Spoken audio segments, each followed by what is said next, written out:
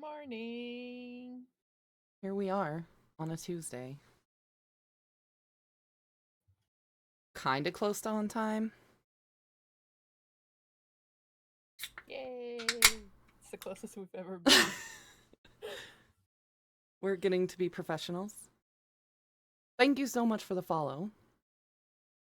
Good morning, good morning.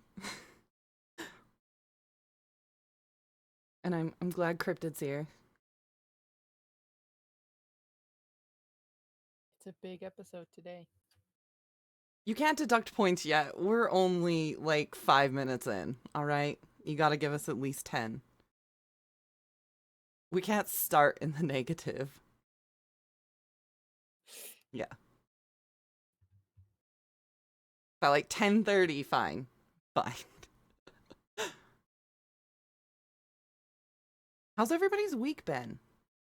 Everybody's having a good week so far? I know we're only in day 2, but Sure. my I mean, week's it turning started out rough. It's getting better. to be busy, but it's good. Yeah, you are an adult. Yeah. I don't know if all those things count as adulting, but Sure. we'll see.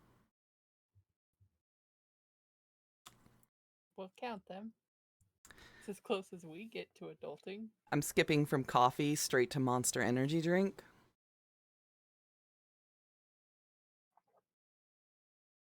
So it's going to be that kind of day. You haven't been to the ER so far, so perfect week. If you could keep it that way, that would be great. Please, no We would visits to the appreciate ER. it.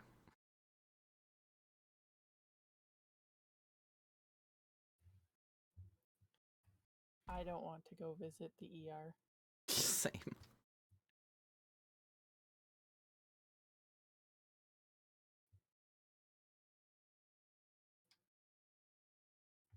So all about the Bigfoot today. Yay. This Bigfoot's one's, pretty close to home. yeah, I was going to say this one's kind of near and dear. I feel like we could go in our backyard. Maybe not like literal backyard, but I think we could take a little trek versus Yeah, it would going to definitely Scotland. be like a day trip. Yeah.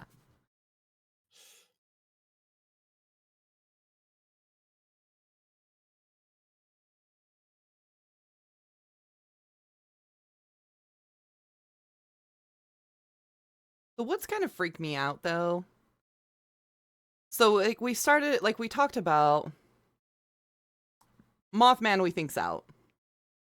Right, we're gonna myth bust that one. Oh, pats. Yes, I would agree with that. Like I love There's Mothman, don't get me wrong. there's He's my definitely fave. not enough to say that he really did exist. Yeah. Bigfoot on the other hand is it's like the Nessie situation where I think there is some probability there. There's definitely a what if element. Especially in like the Pacific Northwest is pretty much still wilderness. Like not a lot of, at least like where we live, tons of woods that are not explored. Uncivilized areas. Yeah. Like, do I think that you're walking into San Francisco and seeing a Bigfoot? Probably not. You don't think he hangs out in California? Um, would you want to hang out in California? No, but I don't like the sun or the bugs that come with warm weather all the time. I wish we had some, like, fireflies. That'd be okay. Like I said, I have a spider problem right now, so I'm not cool with that. But I would take spiders over scorpions. Agreed. Or snakes that come in the toilet. Yeah, toilet snakes, not a vibe. I'm good without that. I'm good without centipedes in my house. Yeah, see, I've never physically seen fireflies. That's on my bucket list. Yeah, toilet spiders can get fucked too. Not about that either. Or like you go to make a pot of tea and you got a centipede chilling in there. No.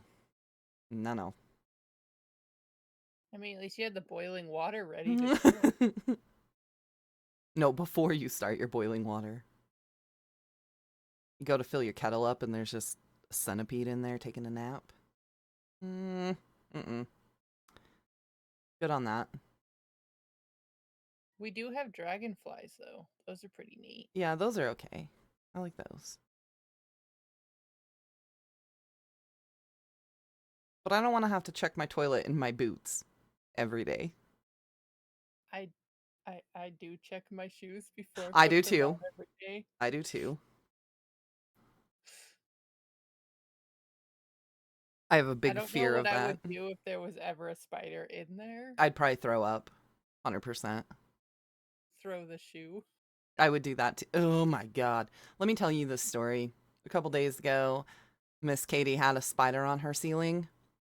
So she decides she's going to whack it with a shoe because I'm not doing that. It's above my head. No way. No way. She whacks the spider, misses, the spider drops, lands on her. She throws her shoe across the room, freaks out, and then immediately just goes and chills in her bed. And I'm like, nope, I would not have been back in that room. No way. I would have been sleeping on the freaking couch. Mm-mm. Yeah, unless you can confirm it's death. Yep, I'm not doing it. I can't. My house is small enough, I'd almost just like, well, it's time to go on a road trip. Gotta bomb the house. So now I'm convinced that Katie is a complete and utter psychopath. I mean, I had my, you know, suspicions yeah, before. but now it's confirmed.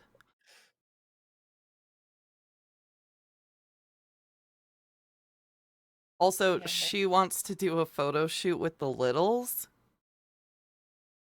So we got to make that happen. We can discuss later.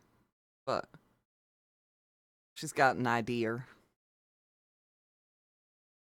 And it's not sheet ghosts because those freak her out. No, it is.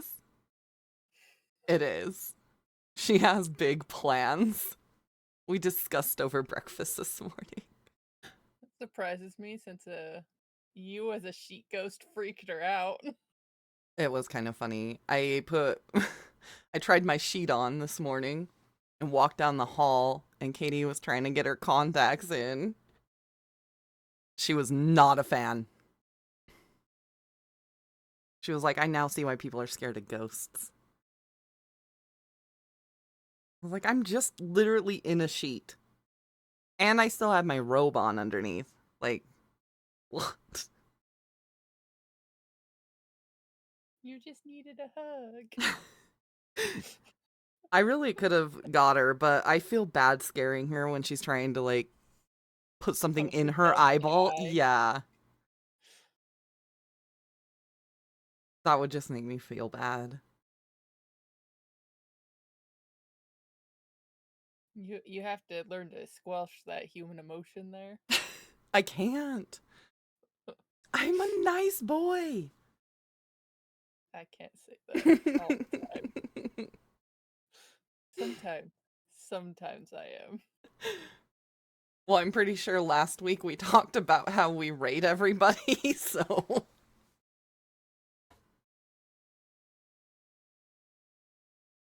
You just don't think about walking through spider webs? I would lose my mind.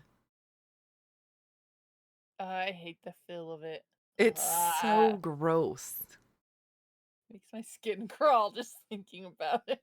I do have a giant cat face out on my fence, and I love him. He's okay. But he like keeps to himself, so it's fine. I don't worry about him falling on my face. After the third one, you got a stick to clear it out. Probably smart. I probably would have went back to my car. Flamethrower. Go off trail to smoke safely. You guys have trails? We have deer tracks. I think that's as close as we come to trails. There's like a handful of trails, but yeah, for the most part, it's just like animal pathways. You're like, oh, if it's good enough for the moose, it's good enough for me. They know what they're doing. Yeah, you gotta stick to the animal trails. They know. Unless you like walk up on a sleeping moose, then that wouldn't be good. Katie and I mean, is agreed we would terrifying when they're- rather run into a bear than a moose. Oh, I would too. I mean, we have run into a moose. Yeah, terrifying. They're meaner than bears. I They're like agree. hippos. They kill more people than sharks. Well, remember that dude on the snow machine? Yes. That threw hands at a moose. Yeah, no way. Oh yeah, I forget you're in the south. Hogs would be bad. Yeah, you don't want poop stuck to your shoe. That's not a vibe either. Yeah, I've heard that hogs are super aggressive and mean.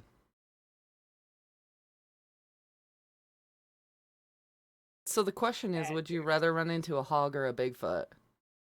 Because I still think I would rather run into a Bigfoot than a moose.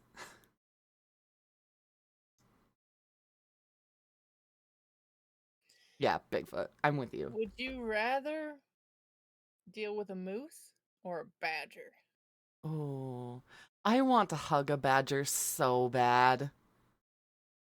You're losing your face. I know, but I think it might be worth it. Also, do you think you could like alligator grab it?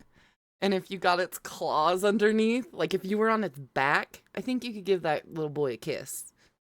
You'd have to be quick. I feel like you turn into the Joker. You'd be like, I don't know how I got these scars.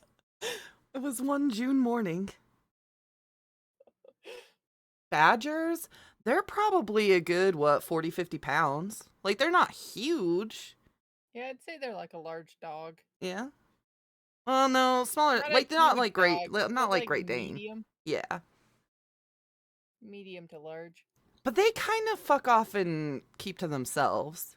Like, if you come up on one, it will leave. Yeah. They usually just hang out in their burrows. Mm-hmm. We find them when we go ATV riding all the time. But they're feisty. They are feisty.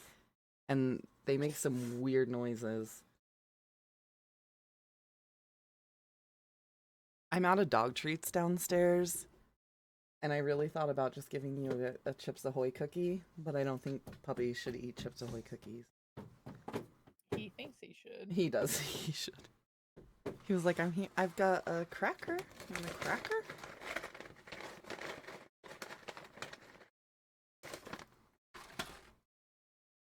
Over here feeding dogs. No, he hates these crackers. Dog. Not a fan. He's like gagging when he smells it. Blech. All I got, buddy. So, ready to discuss Bigfoot? I'm finally? ready. I'm ready. I'm glad we got. We've got a lot of info to get through. We do. Where would you like to start? In the very beginning. With Howluck? Is that how it's pronounced? Yeah. So this is local for us. But our Native American tribes had a chief named Howluck, kind of like Western Idaho, Eastern Oregon. Yeah. Yes. And their chief, the white people referred to him as Bigfoot. So when they were going through their He has massacres, an oversized 14 and 3/4 inch foot. and this was what, in the 1860s? Yes. So for us locally, this is kind of where the Bigfoot myth starts. So he goes back and forth with the white people that are trying to take his land. And it kind of sounds like he did like guerrilla tactics. Oh, yeah, 100%. And to kind of keep the white people off of his land, he started putting big footprints all over the place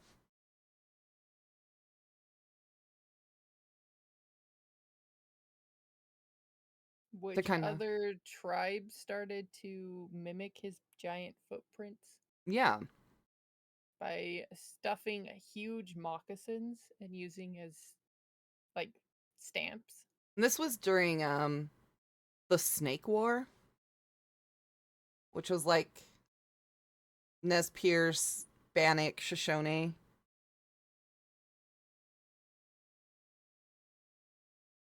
And like while I'm aware that there are other myths and legends before this, like just locally this is where ours starts. And like there was a big news article in 1878 about it.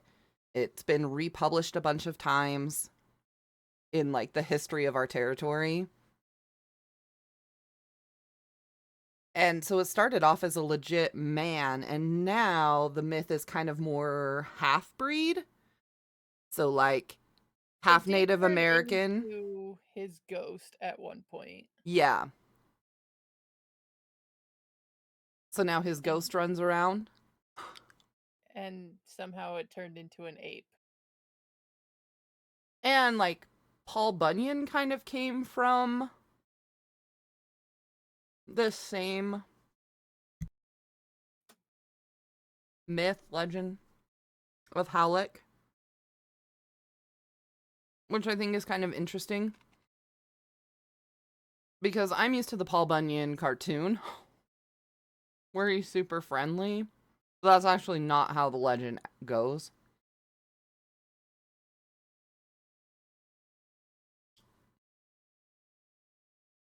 Yeah, didn't he like attack the lumberjacks? Mm-hmm. He wasn't one of them Yeah. in the original myth because he wanted them to stop cutting down his trees. So I think this kind of is like, are you trying to shoot me? We prefer stabbing over here. It's more personal. It lets us know you care I want you to look me in my eyes. from 3 feet away. Don't be a coward.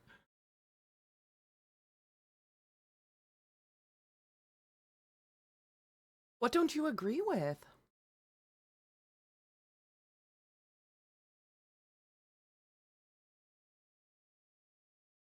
Don't be upset. Everyone's entitled to their feelings.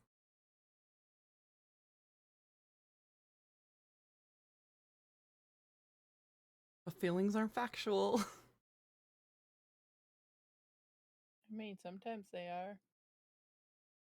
Sometimes they are, but not always. Not a correlation.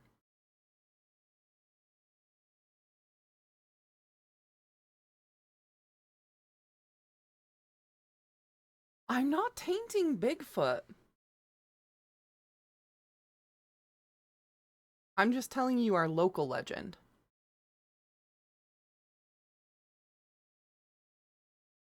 Yeah. Like, our version of Bigfoot started as a ghost. Yeah, of a Native American chief. That fucked up a bunch of people.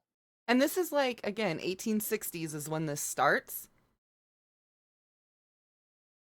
And I understand that there's like more folklore before.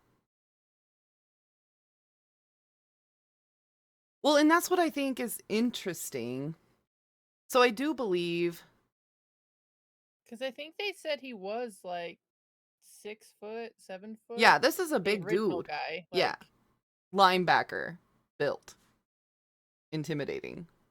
and he riled like a bunch of tribes together. Mm-hmm. So For this to war, fight, yeah, to fight the white man. And what they like fought for like 10 six years? years, 10 years Yeah, 10 years. before eventually he was captured.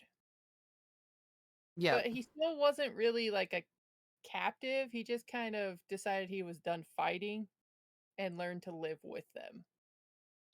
And there's like, again, locally, Paul Bunyan, and there's another legend of Bigfoot that he was part Cherokee and like a desperado from Oklahoma who stole horses, robbed stagecoaches in Idaho and Oregon. And in that part of the legend, he was a chief figure and more like a vigilante, I guess. So like he would bring,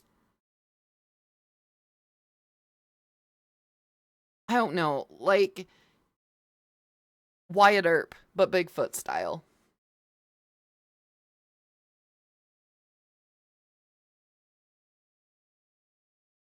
You don't have to be ashamed. It's okay. Now you can say that you learned something on a Tuesday. You learned something while listening about Bigfoot. Who would have ever thought that that would be educational? Oh, so I was gonna say, I kind of have this theory.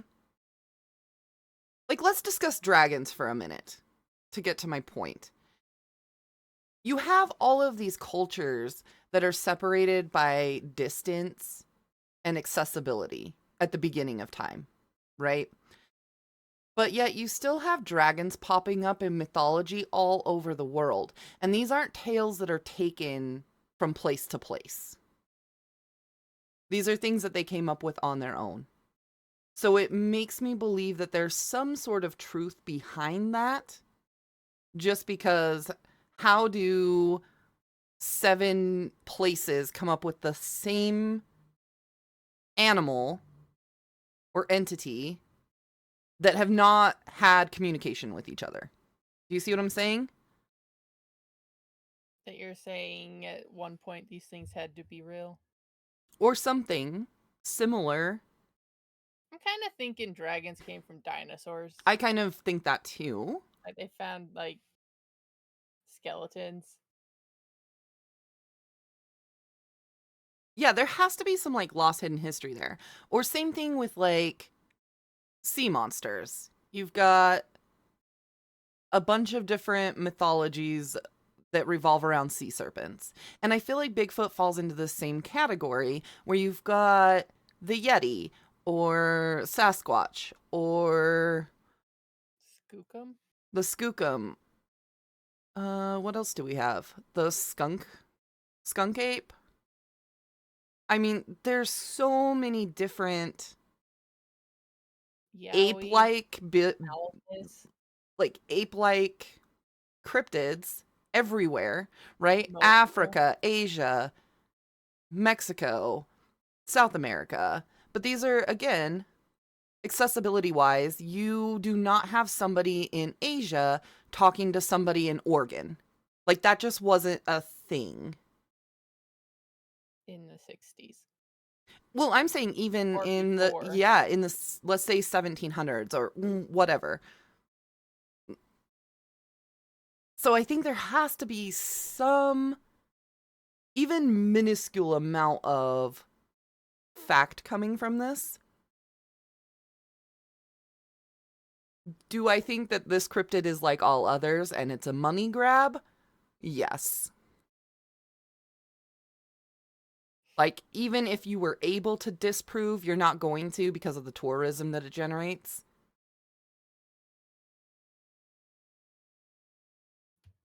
And I think, like, at least for like the Sasquatch, that's primarily Pacific Northwest, British Columbia, Washington, Oregon, Idaho. Yeah. So just for convenience on our part, it's going to be more about like locally for us because that's what we know. Like, I'm not hanging out in the Himalayas. No, I don't even really want to be I don't blame honest. you. They have cursed mountains up there. They do. But I think if we just focus on the North American part, that'll be easiest for us.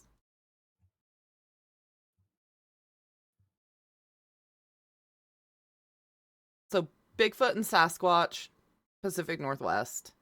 Skookum is more like, Well, it's technically Pacific Northwest as well. it is, but the Skookum is more like supernatural Yeah. versus like an Well, ape like wild man. I guess technically skookum was just a term used Mm-hmm. for anything that's like strong. So Sasquatch is a skookum, but not all skookums are Sasquatch. You heard what I said. Like, that was the Chinook language. Skookum came out of that. Yes. But then their like regional folklore, definitely more mysterious, supernatural. You've never heard of this term? Okay, so it's Skookum. Skookum. Yeah. It means strong or powerful. So it's used to describe something with great strength You or are force. welcome. And this stuff is all during like the 19th century. We're still back in the 1800s. And then you really don't hear a lot as far as, Bigfoot. yeah, I mean, Or here and really there. any big creature Yeah. until Like, 1967. thank you for the bits.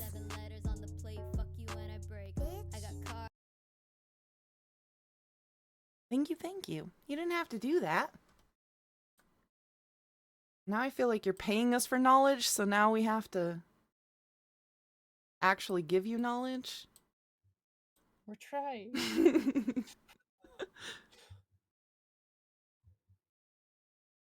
So yeah, the search for Bigfoot just kind of died pressure. out. The He pressure. became legend. And I think at this point is when we have a village situation where parents are telling their kids, like, do not go in there or Bigfoot will get you. Oh, definitely. And not just like Which kids, I but think is like the how he logging went. situation and the Native American white people tensions, like all I of these think things I think that's how he went from being a man to being a monster. to make it more scary. Was he became a thing of So, like, don't be naughty or he'll come and eat you. I kind of think about, Like Krampus. oh, I was gonna go with like the Disney movie Pocahontas, where the white people show up in Virginia and they're like, I don't know that we should go in the woods because there's savages in there. Like, I think it starts out like that. So now Bigfoot is less of a powerful man and more of a wild ape. that's unpredictable, so you shouldn't mess with those things because you don't know what's going to happen to you. Yeah. At least in my Like head, I that's how it said, goes. it probably turned into kind of like Krampus of don't be naughty, Yeah, I could listen to your definitely see parents. that. And then those kids grow up actually believing that he's real and he becomes a legend. Yep. So I feel And he's like we no longer go just a mat. like 100 years, and I'm sure there were sightings and reports and activity, but it wasn't anything conclusive. It didn't really start a big uproar or just interest in general. Then I feel like the 60s start to happen, maybe even like 50s, 60s era, where we start getting things like video cameras that are more accessible to everyone. And then we have that iconic Patterson Gimlin film in 67. And I feel like this is where Bigfoot goes from, yeah, yeah, okay, maybe, A ghost story. yeah, to, holy shit, this could actually be a thing. So look, I did my homework, y'all. Did my homework. So here's this. Let me pull this up though so that you can actually see it. All right. So this is like the iconic film.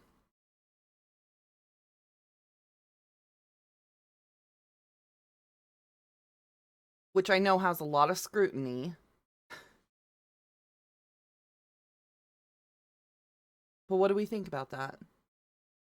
We believing this? And not only are we No, believing but this, are we believing this not today, but if we were in 1967, are we believing this? my problem with it is that people that scrutinized the film were like, clearly that's an animal because he's walking in a way that humans couldn't simulate. I mean, it is And I look bipedal. at that and I'm like, no, I'm pretty certain people can walk like that. What do you mean? So I'm not saying it's not real, but I would still have some doubts. I think for the time period, it makes it a little more believable. Especially since there were probably less Bigfoot themed Halloween costumes. Right. Well, and I So to think, think someone would dress up like that isn't the first thing that pops into your head at this point. yeah, for then, that's what I'm saying. Just that time period, I think it is believable. I think doctoring films in the late 60s, very different than doctoring a film today. I have a lot less belief in things that are produced today that I find on the internet than I would then. Do you know what I'm saying? Not to say that it isn't faked then, but I feel like the effort it would take to fake something would Yeah, be more intense. your brain doesn't instantly go to someone doctored it, whereas Right. nowadays it does. Right. Like, oh yeah, anything I see on the internet, I have a sense of suspicion.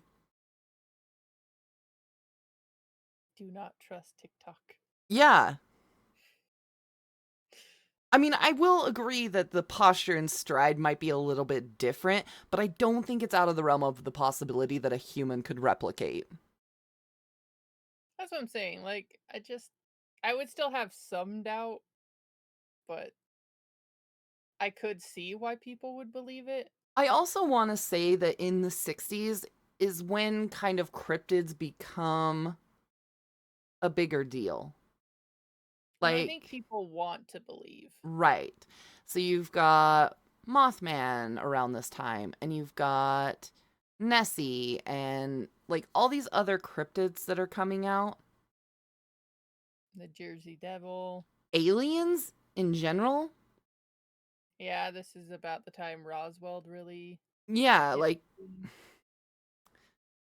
So it kind of makes you wonder if that was a moment of convenience for Patterson. I would also like to point out that Patterson isn't a logger or, you know what I'm saying? Like, this dude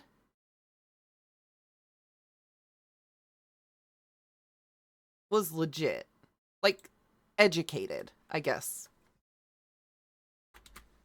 I think the thing about Bigfoot is how many people with like doctorates and master degrees I mean, Patterson was just look like, into it. he was a Like, rodeo dude,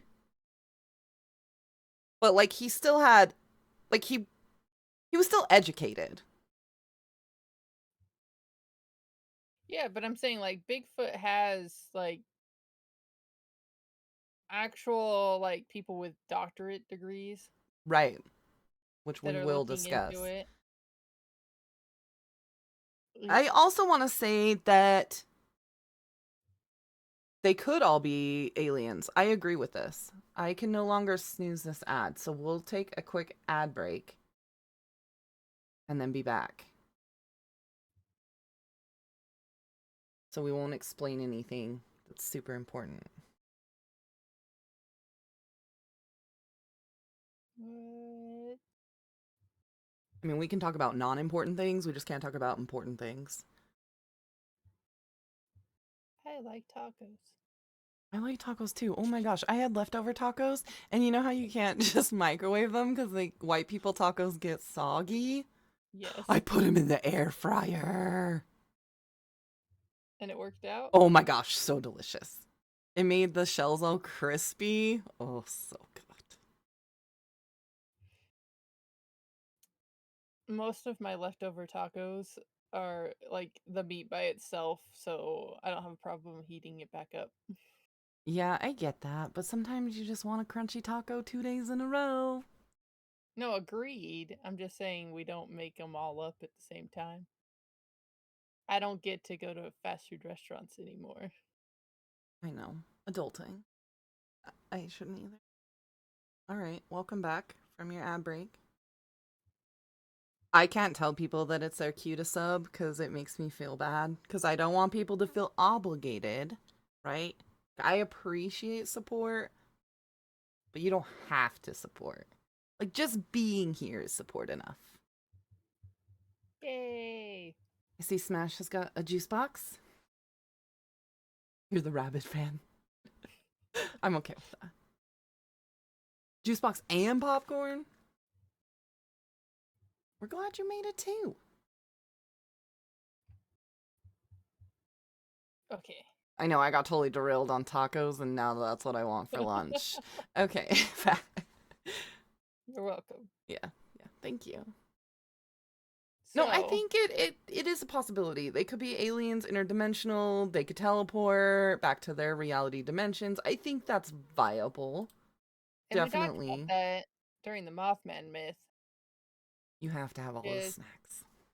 there was that one guy that wrote a book about how it's all Oh, just yeah, a not psychic extra. alien in the Earth's Hmm. core. Not extraterrestrial, but ultra terrestrial. So he believes, yeah, don't go to school, just skip. Unless you're Katie. If you're Katie, you better be in school right now. I'm kicking your ass when you get home. Double standard. Reading is not for prisoners. Anyways. Yeah, he had a theory that some psychic being in the core of the earth made us all hallucinate things like Mothman, Bigfoot, Yep. aliens, Men in Black, Yep. so that we would do its bidding. Yep. So we would be complacent while they take over the world. We could be in a Matrix simulation right now. How would they know? They wouldn't know. They wouldn't know.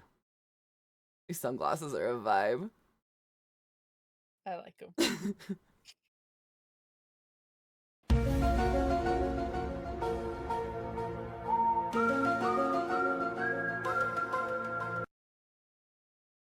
My hair dye is actually made from the souls of my defeated Twitch rivals. That is accurate.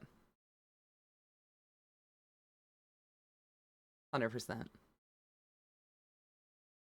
The I more mean, I don't purple know my who your hair is, the rivals more are, souls but I've defeated.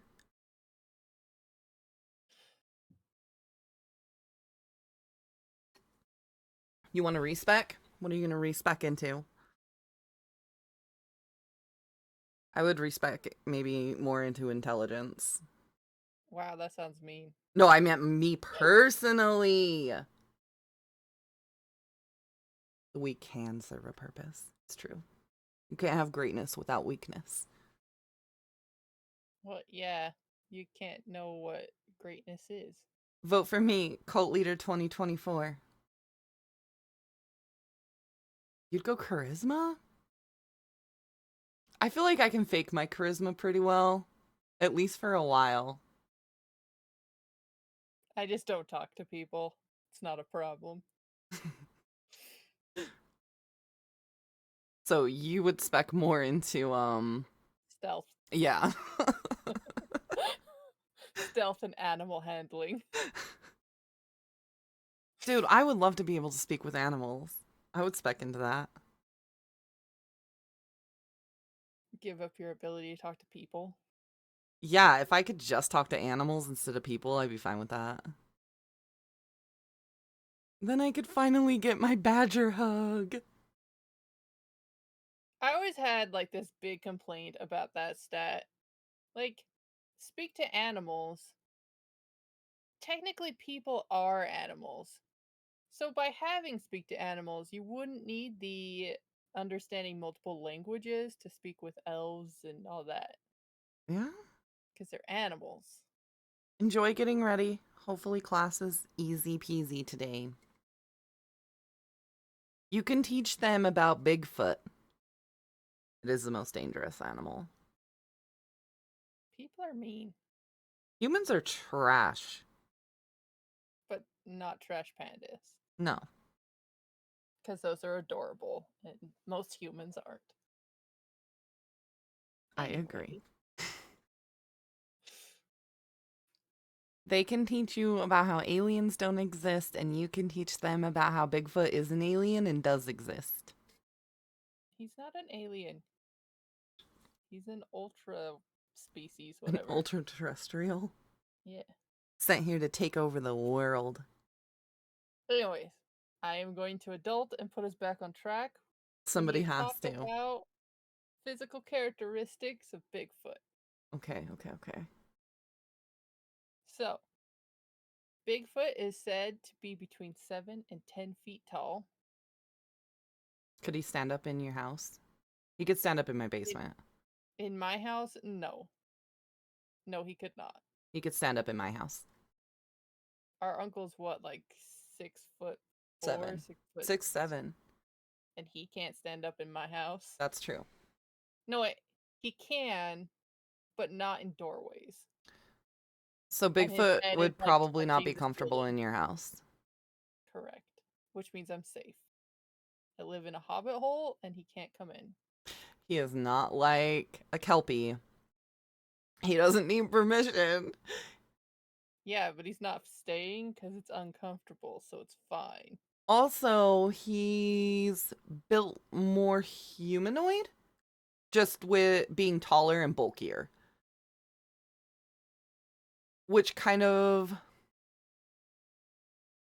in my mind, makes him a little less ape-like.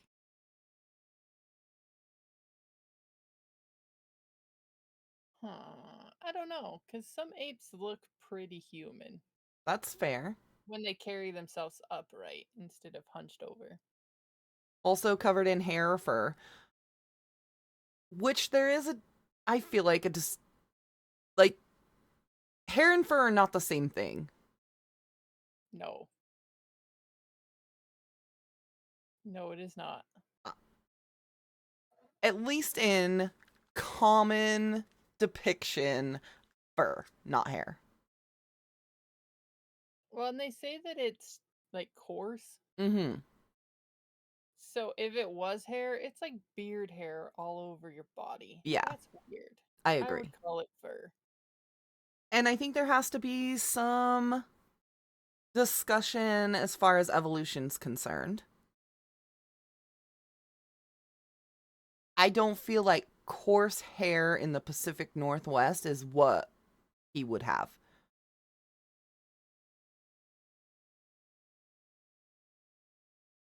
No, I Also, agree. would he have a dual coat? Would he shed in the spring to get rid of his winter coat? I think he would be like those dogs that are classified as having three coats. That's what I'm saying. He would have to shed in both spring and fall. Which again, I feel like you're either humanoid or animalistic. You either have hair that doesn't necessarily change. Like my hair does not get thicker when winter months come. I Thank mean, God. it Hair is not does good because enough. I don't shave in the winter because I don't see the point. I got no girls to impress. So, so I don't think that counts as the same thing. it does. It counts. So I feel like fur. Fur is more believable to me than hair. I Again, think in in the order for Pacific him to Northwest. survive in the winters and the summers here, Yeah. I would have to agree that he would need that double coat. Mm-hmm. Maybe that's why he goes to California in the winter. Ooh, you think he has migratory patterns? Yeah. I mean, that would make sense. I think we then need to discuss as far as the majority of Bigfoot sightings occur in the summer months, like 37% in summer, 30% in fall, 16 in spring, 15 in winter, and then there's that 2% unknown variable. Yeah. So maybe he hibernates.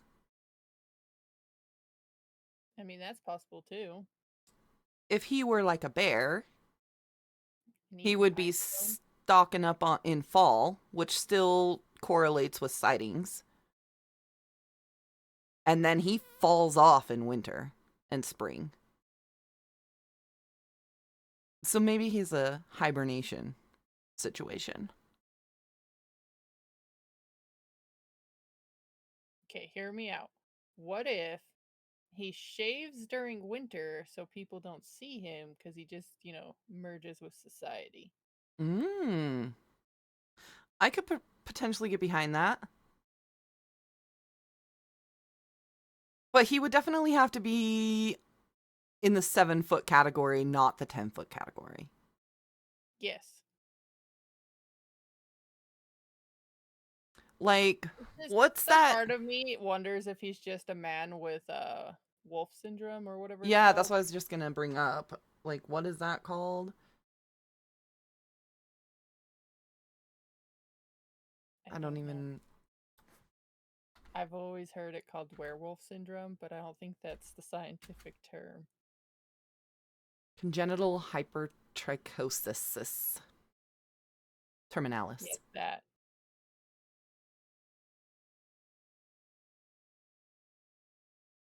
I think that could be a possibility legit.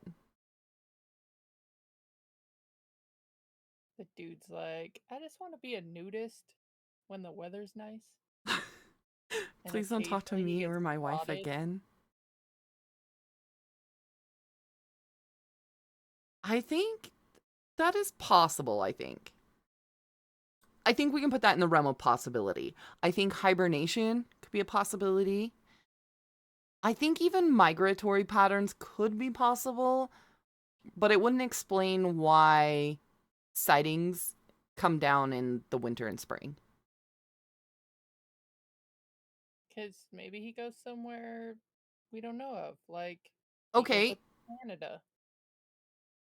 And in yeah, but that Canada, they don't judge people, so, they don't they're not report there's a assholes. Bigfoot. They're like, oh, that's just a hairy man. It's fine. Don't be mean to him. He's living his best life. It's Maybe he goes 2023.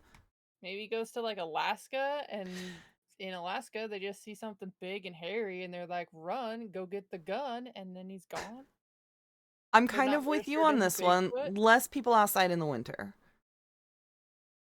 It's kind of one of those things like the 100 deadliest days of summer, like where more people die in car crashes in the summer than any other time in the year.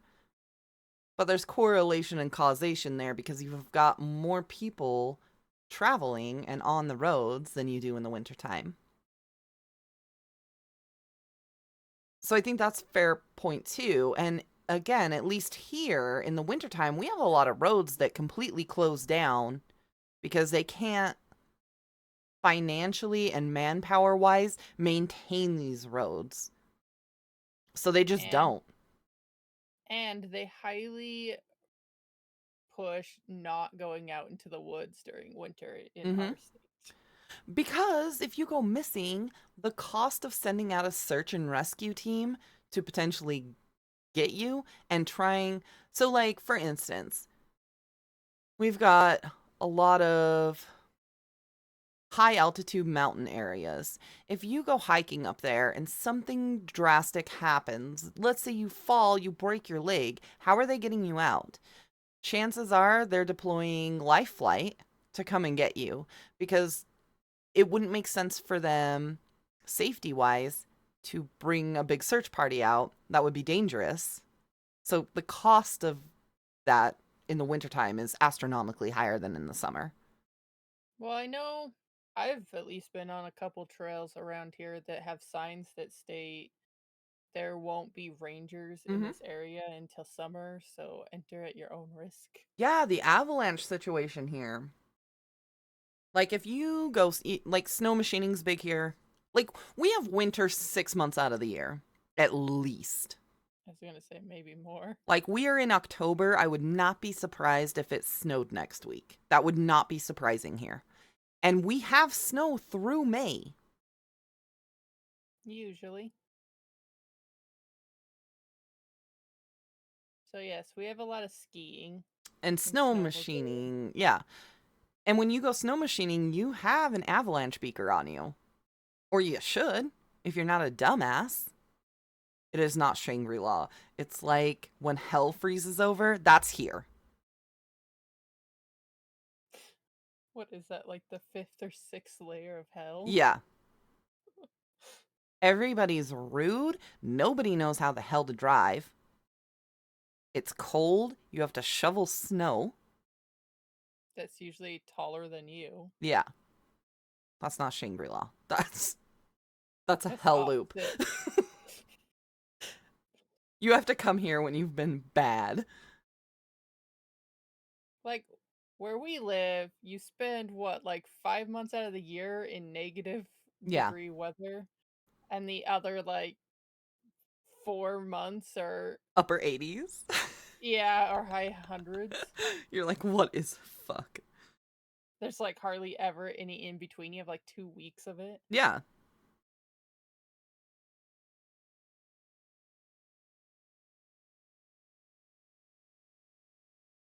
You say that till you have to live it. All right. You can come shovel snow. We don't drink hot cocoa here. That's trash. Also, just putting this out there, Idaho is the #1 state for rude drivers. We are assholes. We do get to claim that we have assholes and bad driving. Like, we don't stop. When's the last time you saw somebody not block a driveway in traffic? Or let someone in. I mean, I Yeah, let we people need in all more the cops. time.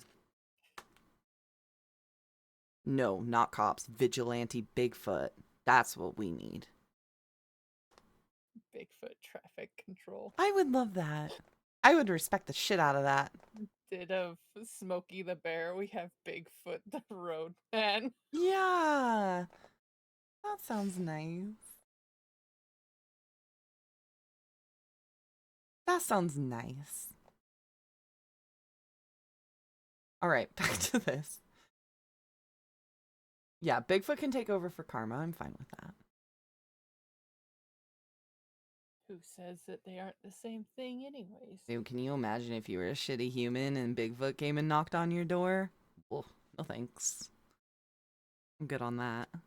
Would that start like a new trend of like people painting footprints above their doorway Ooh, maybe. to be good people live here?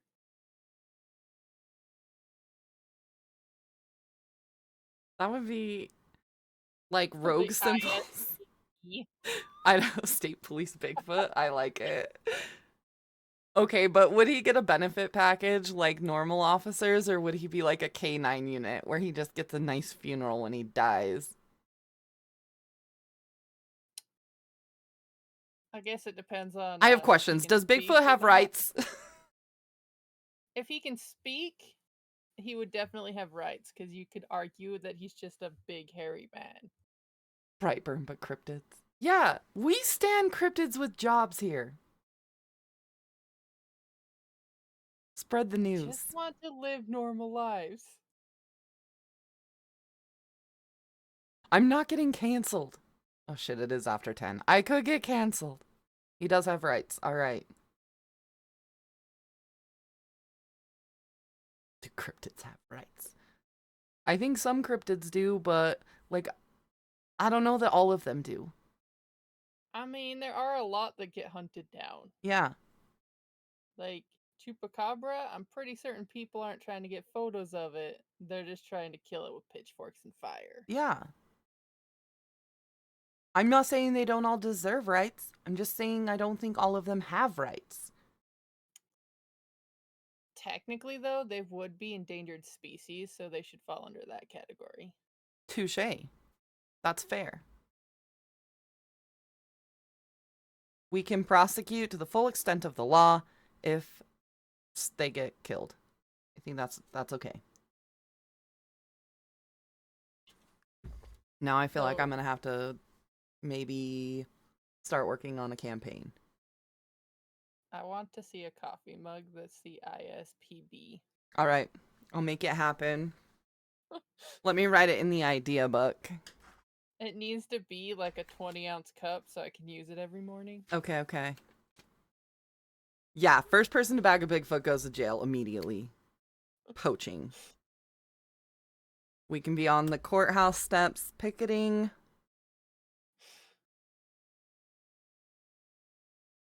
Oh yeah, it Yeah, doesn't as they like should be. Because, I mean, they're so rare. yeah. There's what, one supposedly a Ooh, do you think week? they have healing properties? Like if you bathe in Bigfoot fur? First off, I'm not bathing in fur of any kind. That sounds foul. If we're talking fur, can it be more like Rapunzel's? Like you sing a song while you brush out his pelt? Okay, I will let you know that the first thought that came in my head was fur tea, and I did not share that. So, I appreciate you're that. welcome. I don't know why bath was second, but here we I are. don't know. A poultice? Yeah, that would maybe work. I don't know. That sounds kind of gross too. That, like, all I can think about is like putting Vaseline on your skin and you have like dog hair stuck to it. The You are a foul beast. How your brain works. I think at this point I'd rather meet Bigfoot. I'm just keeping it real with you. All right? I just want you to understand what happens in my brain at all times. I feel like if he has healing properties, then he's a good guy, so he just wants hugs, and you get healed when you get Oh, hugged. I like that idea. There's no bathing in fur, no drinking of Okay, it, but can we also no talk about. rubbing it on your skin like goddamn psychopath. Okay, but I want to say that one of the physical attributes associated with Bigfoot is a bad odor. So I don't know that you would want that hug. I mean, it depends. Are you dying because you got in a fight with a moose or a boar? I still don't Are know those that I both want like decomposing body wet dog smell on me. Like, just let me go. I've had a good life. I hug my dog when she's wet all the time. I don't. Oh, he has to drool on you to heal you? I don't know if I would like that either. I don't know if I'd be okay with that one either. What? Maybe we can just like cut off a tuft of his hair, keep it like one of those weird mementos you do All for like right. dead Would you people. rather him spit in your mouth or would you rather bathe in his fur? I think I'd rather die than either. I'd rather be hugged by a musky man than any of those things. All right. I guess that's fair. You can Okay, he die. can backwash in like a soda. Would that work? Would that count? Yeah, I think that would work. Because I I don't think I think could you'd notice probably. that as much. Well, I was going to say, I think I could handle that because I have a kid. That's what I'm saying. Like, I don't So I'm think you'd kind of notice that as much. desensitized. Because if you share your drink with anyone, let's be real, that's indirect spitting in the mouth. Yeah, I agree. I guess that would work. This seems like a workaround. It's cheating, but I'll allow it. We can start selling spring water, Bigfoot healing tonics. Is that like the Florida water? You're like, what's Well, special about this? Is it made in Florida's natural healing fountain of youth spring? And they're like, nah, we filled it up with a water tap in Missouri. We just call it Florida water. Oh, okay. you open the bottle and it smells slightly of like swamp. You're like, gross. You're like, but I have had a cold for 3 days. Fuck it.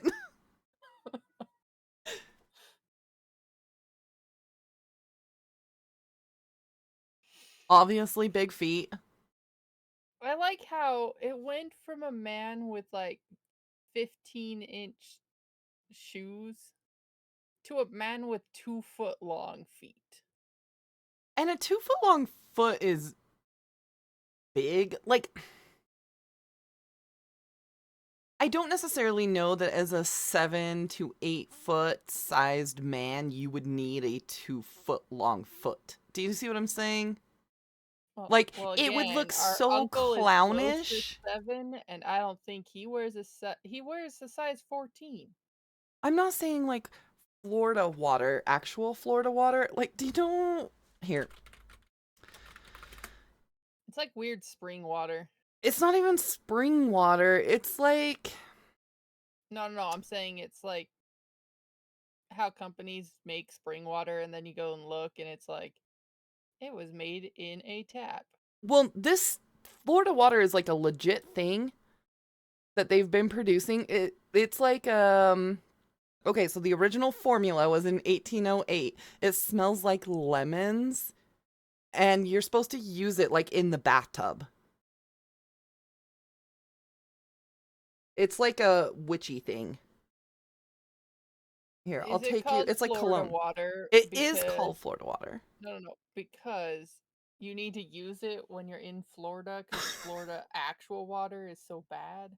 Well, it's not for drinking. I know, no, I'm saying like for your baths and stuff. Here, I'll show y'all. I'll show you all what I'm talking about. You don't think I'm crazy? I mean, I am I mean, crazy, but we'll a think you're different kind of crazy. crazy. All right, here we go. I'll show you this. Florida water.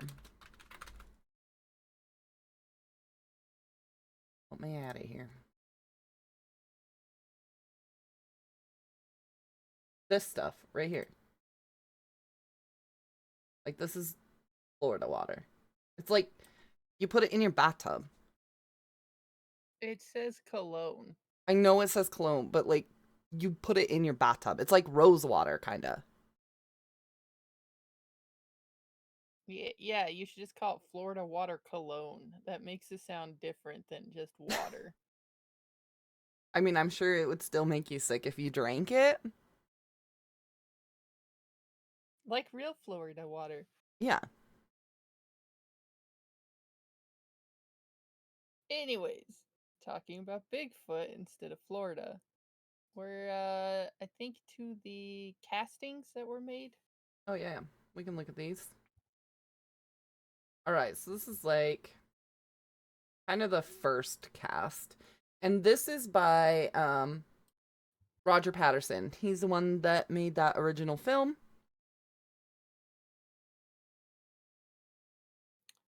And it's 18 inches long.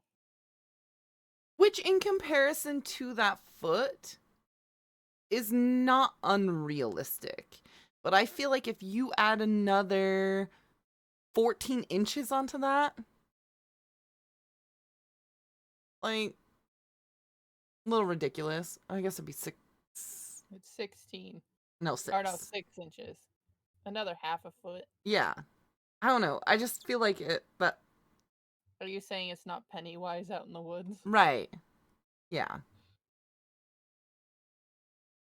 I guess my other problem is the casting that was taken in 1970 of his hand. Okay, I've got that one too. That's this guy. Like, that's such a tiny hand. But definitely more ape like in that situation. Yeah, but their hands are still super big. Right, but like, what if the knuckles are curled under? Do you see what I'm saying? So Well, you're they'd have to only. be because of how stubby those fingers Yeah, are. so if you like extended those fingers out, I think the handprint would look a lot different. Like bigger. Also, like, that's 10, basically 10 and a half inches across, Yeah, and a little over a foot. which is like twice my hand at least. What? You don't have a 10-inch hand? Yeah, only on Wednesdays though. Val, I don't want to know.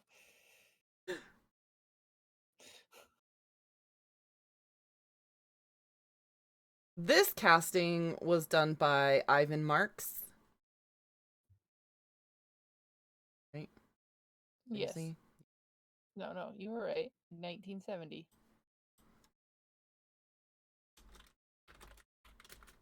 Which wasn't he? So Ivan Marks was just an animal tracker, hunting guide, explorer, adventurer, blah blah blah. Nature photographer. He started his Bigfoot research in the 50s.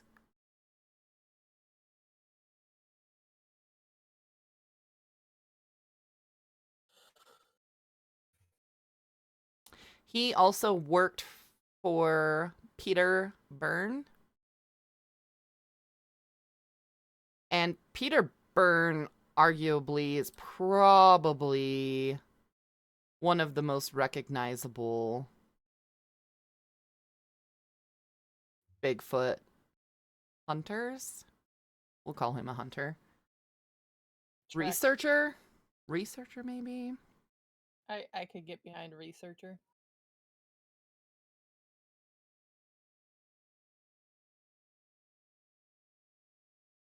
So Peter Byrne in the late 40s, like 1946, he was in the British Royal Air Force and he was stationed in Bombay, India. And when he was there, he started hunting for the Yeti. His dad always told him stories about the Yeti, blah blah blah. So he decides that's what he wants to do with his adult life is find a Yeti for himself. So he ends up launching 3 expeditions trying to find him in Nepal in the late 50s. At that, like after that Yeti expedition, like there's pictures of him with Yeti scalps at Scalp. Only one. Napoleon temples. But in the 60s, he moves to the United States and goes to Oregon. And in the 60s, he starts the Bigfoot Information Center and Expedition or Exhibition, which is kind of like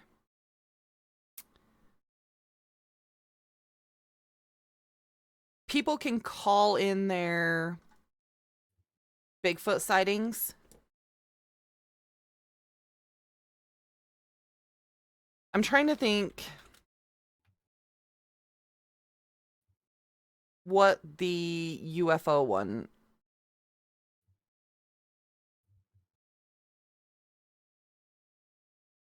is, like the equivalent. It's in my head and I just can't think of it. Moving on. Anyway, so this information center is where you can call and they track Bigfoot information. He says that he was backed by wealthy men, so not associated with a nonprofit or a government agency, nothing like that. In the 60s, he was like a full-time Bigfoot researcher, 7 days a week from sunup to sundown. This was his life. This ends up going for 30 years. Starts in the 60s. The last known, like, it was funding stopped in the 90s. So this is pretty recent still. In 2000, this dude is like in his 90s and he's still active. And I think this is kind of for him, the turning point as far as technology is concerned. Because instead of going out and combing the woods, they now have motion sensor cameras in the mountains of Oregon. So he doesn't have to be ground crew. He can sit at home and watch his trail cams. But he's also the one, he collected a bunch of samples of fur and skin. And he's the one that sent it to the FBI to be identified. This happens in November of like in the 70s, 76. He sends these 15 samples of. It was December. No, it happened before that. Like he Oh, he got sent his information. reply in Yeah, December. he got his reply in December. And originally, they said that they would examine these samples and get back with him. He receives his memorandum back. And originally, they say they cannot identify the hair samples. But then later, they come back and they say that it was related to a deer. But that was like 10 years later. Before that, they went on record saying that it was inconclusive.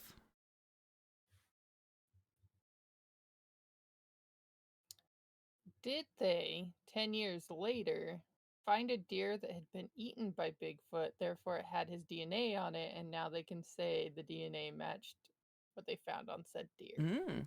Perhaps. So it's not a lie, Perhaps. but it's not the full truth either. Just saying, it's a theory. It is a theory. I think it's interesting that they changed their mind. Like, if there's not a reasonable excuse why they changed their mind. Do you know what I'm saying?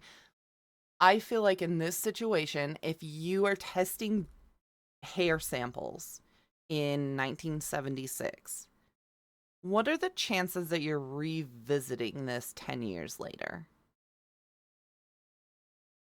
Because I But kind of feel like you would be like, this is the dumbest part of my job. If you're a non believer, you get this sample, it comes back inconclusive. You file that in your filing cabinet and move the fuck on, right? I'm wondering though if they maybe didn't have animal DNA in their system. So it was inconclusive because it was just DNA against like what they had in their system at the time. And now that their system has more samples, they rerun any inconclusive That is samples that they possible. had. So you're saying if that's inconclusive, it goes in a stack and then they check these regularly. Not necessarily every Especially week, like but now where all of it could be on the computer. So like, hey, yeah, once a month, just rerun these, and it just happened to be one of those. it's very possible. And now they have said like deer DNA as a sample. It came back as actually having a match. That's very possible. But I think there's definitely No, I'm with you. Like, challenges.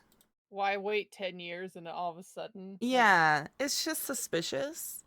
it just makes more sense if it's just like being auto ran as they get new samples. But I do think there is something to be said about the challenges of conducting scientific research on a cryptid because even an elusive animal, you know it exists. Like 100% know it exists. It might be difficult to find it because there's some species out there, even of like jungle cats, right? Where we know they exist. They've been scientifically proven to exist, but we still don't get to see them on a regular basis. And Kiwis. yeah, like as time and technology evolve, things are easier to make happen, right? Now you've got aerial maps that Google updates on a regular basis.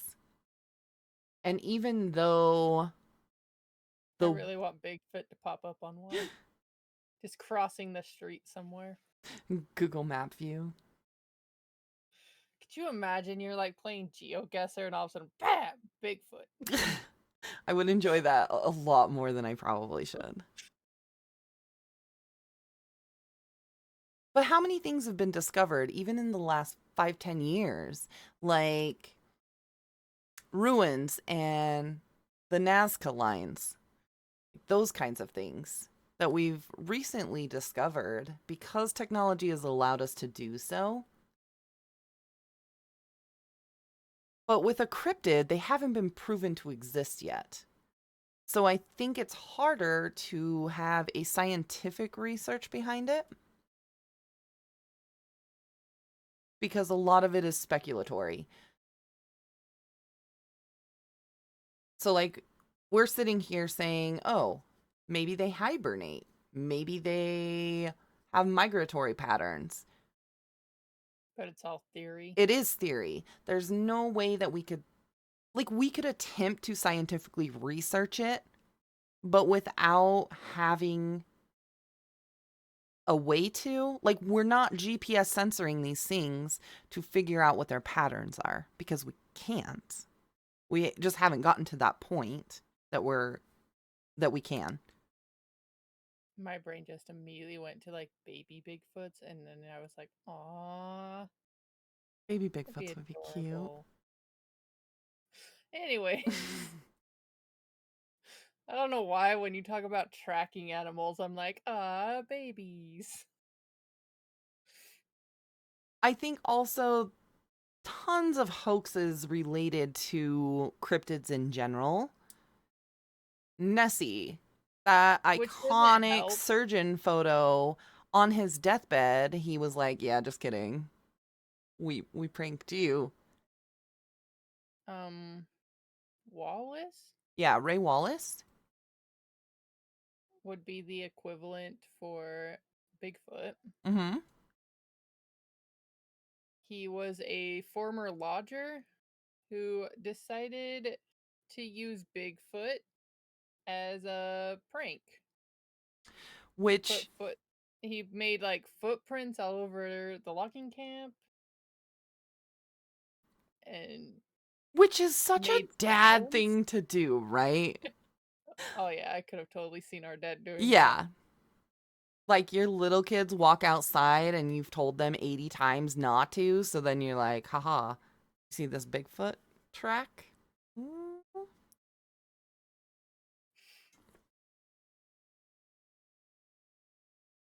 But he just liked to play practical jokes and tease. But I think the difference is Ray Wallace wasn't trying to do this for fame or fortune. No, he did it for giggles. Yeah. And I think that goes back to the whole like big fish story idea. So he just liked to joke around with people. But he ends up dying in 2002 of heart failure at 84. And he admitted, him and his family all admitted that it was a big hoax, that he was faking it. But then you come to the realization that does somebody admitting to being a hoax now discredit other evidence?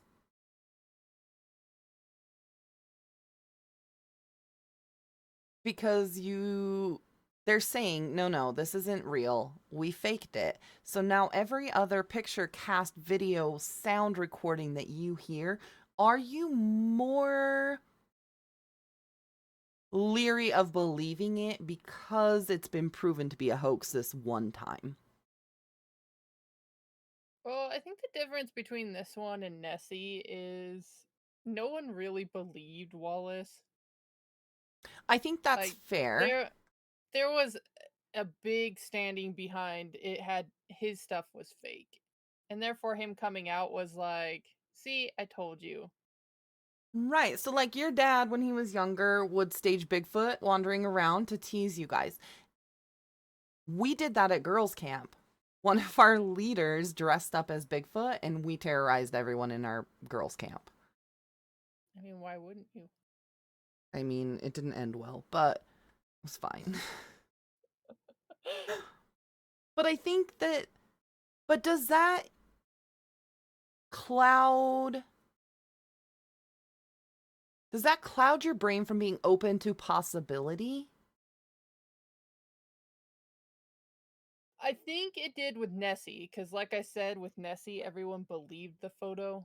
I'll So then also for it to be say, fake makes you think, well, if that wasn't real, then all this shit based around it that people were seeing that were like, oh yeah, he totally looks like that because see, the photo said he should, yeah. make you not believe it. Whereas with this, since so many people didn't believe Wallace's pranks to be legit, Well, and with I don't think it really Wallace, cloud. when Wallace is on his deathbed, he admits that it's been a joke the entire time. His kids, he had 4 adopted kids with his wife. His wife and kids even come out and they're like, yeah, it's just been a running joke in our family, not a big deal, blah, blah, blah. But going back to the 1967 Patterson film, that guy died on his deathbed claiming that that was true. And at that point, I don't feel like you have anything to gain. If you know you're dying, what would prevent you from admitting things, right? Like if you had a secret love affair in your 20s that resulted in a child, now when you're 90 and you're on your deathbed, do you tell your family about that? And you're like, by the way, you got a sister in Missouri. Missouri. Yeah. Like at that point, you have nothing to lose, right? What's going to happen? Your wife's going to leave you. You're fucking dying. I don't know. I guess it depends on your personality. Cause like I could totally see our dad being like on his deathbed, ha Dying on ha, a one hill. last joke. That's possible. That's possible. But I feel like where he was so adamant about it being real, I mean, in fairness, it also could have been someone playing a prank on him, so he dies thinking he legit has a that's video very of possible. Bigfoot, and it was just like a different Wallace being like, haha, this will be funny. But I'm just saying, I think that's a difference too, where he's dying on this hill of this is a real deal, this is real footage, versus Patterson. No, not Patterson. Surgeon. Yeah, the surgeon photo of Nessie. That dude came completely clean on his deathbed, right? Oh yeah, it was just a submarine. We taped a log to it. It was fine. And also Ray Wallace in this situation comes out on his deathbed and says, "Yeah, all those footprints and whatever, we staged all of it." Haha, funny joke. Yeah, but it kind of sounded like Wallace came out before his deathbed. Yeah, Probably when he saw that it, for some people, wasn't a joke. taking it very seriously. Yeah, because I could see again our father would do that. Like, oh, like I just thought it was a joke. I'm sorry. Well, and I think too, there's been a lot of prominent educated people who have gone Bigfoot researcher. So you've got Ivan Sanderson, prominent cryptozoologist, who does lots of investigations, not just on Bigfoot, but all the cryptids. And his reports and evidence don't necessarily find definitive proof of Bigfoot's existence, but he feels like there's something there that requires further scientific research. Or Dr. Jeff Meldrum, So who's like the most recent. Dr. Jeff, um, he is probably one of, at least in today's standards, one of the most recognizable Bigfoot researchers, which I find interesting. So he is a professor of anatomy and anthropology down at Idaho State University. He is also an adjunct professor in the Department of Physical and Occupational Therapy and the Department of Anthropology. He is an expert on foot morphology and locomotion in primates. So he receives his bachelor's degree in zoology from Brigham Young University in the 80s. He then goes on to get a master's degree at BYU, and he then goes and completes his doctorate in anatomical sciences with an emphasis in biological anthropology. I feel like this dude has done his research, right? This is not somebody that picked up a medical terminology book. This dude has 3 degrees in biology and anatomy, and he goes on to do like postdoctoral stuff. He works for Northwestern University's Department of Cell, Molecular, and Structural Biology for a while. And he currently teaches today at Idaho State University. Published a ton of academic papers as far as like vertebrate evolution, um, bipedal locomotion in modern humans, plausibility behind Bigfoot. He's written books, he's been on TV shows, but what I find interesting, he is an active member of the Church of Jesus Christ of Latter-day Saints, and he studied the book. So there's, in the Book of Mormon, there's a section about who are the children of Lehi. And he's gone back to discuss this because he does believe in evolution. So I think that's interesting. I've always wondered how you separate your beliefs from your science when they're vastly different. In fairness, I don't think they're as vastly different as people think they are. Disagree. I feel like when you believe in like Big Bang Theory and evolution, it's really hard to believe in creation and vice To an versa. extent, but that's what I'm saying. If you interpret creation in a certain way, you could say that God caused the Big Bang, That is caused possible. single cell organisms to rise out of the water and become multi cells, and therefore cause evolution. It's just that you can't believe, like, take for literal stories in the Bible. I just think it's So interesting that he that's what I'm holds saying. spaces in both religious and scientific spaces. But that's what I'm saying. I think people interpret it as being literal. And when you do that, then they are vastly different. If you do not do that, you could have your beliefs, your faith on the same line as your science proven facts. That's fair. So it's just a matter of how your brain works. Just most religious people we know, their brain says science is the devil. Again, I just think it's interesting that you can reserve spaces. Like, well, I guess what I'm getting at is I feel like his takes on things are credible to me because he doesn't Because, allow his beliefs to overshadow his scientific research. yeah, that he could take a step back from faith to look at the facts given to him. Yeah, Therefore, if he can say Bigfoot's possible, you also kind of have to look at that and be like, I mean, he's not wrong. yeah. And again, for me at least, Bigfoot is probable. Mothman is not. Nessie is possible, but not as probable.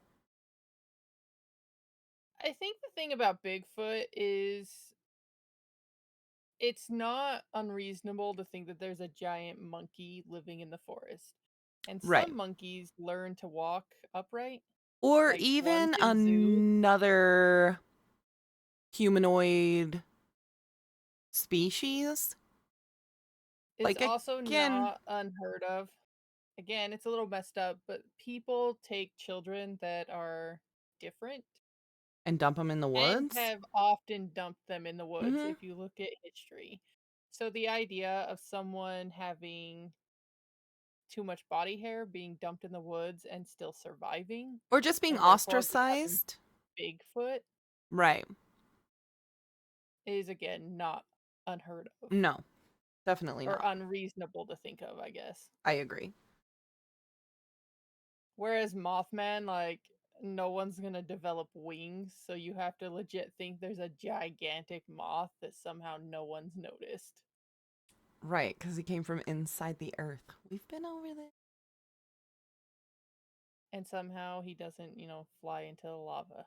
And I feel like even with Nessie, I guess the ocean is unexplored for the most part. So I think the possibility of having a giant sea creature in the ocean, I can get behind that. The fact that it's specific to Loch Ness is where it breaks down for me. I'm not saying it doesn't visit there. I don't know that it necessarily lives there 365 days out of the year. I just can't get behind that part. With Mothman, though, there's been no. There's just nothing there for me that I can concretely be like, this is a possibility. This is why no one's seen it. Yeah. Like, I can't reason Mothman, but I can reason Bigfoot. Well, again, kind of like the ocean, you have a Mm-hmm. vast amount of mountain ranges and forests that it can hide in. Yeah. And again, these are things like the wilderness aspect where you don't like you've got animal trails like we talked about earlier where there's not a distinct trail. You're following animal trails up a mountainside. This is not something that the average person does on a regular basis. So you've got a very limited amount of population that are going on these trails and potentially seeing these things. Unless they're actively looking for them, no. You missed class time. We've learned a lot today. No hikers. I'm just saying, like, We are not hikers. but the average person that's going hiking, right? Like John, Jill, and their two kids. They are on a hiking path. They aren't in the forest that say caution. If Right. you get lost here, no one's coming looking for 4 months. Exactly. They're not going on an animal trail where they've got their teepee in their backpack and they're going to live in the wilderness on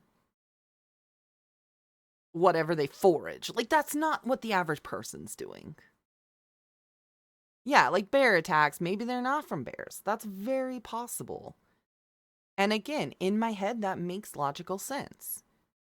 Badger hugs. Badger hugs for life.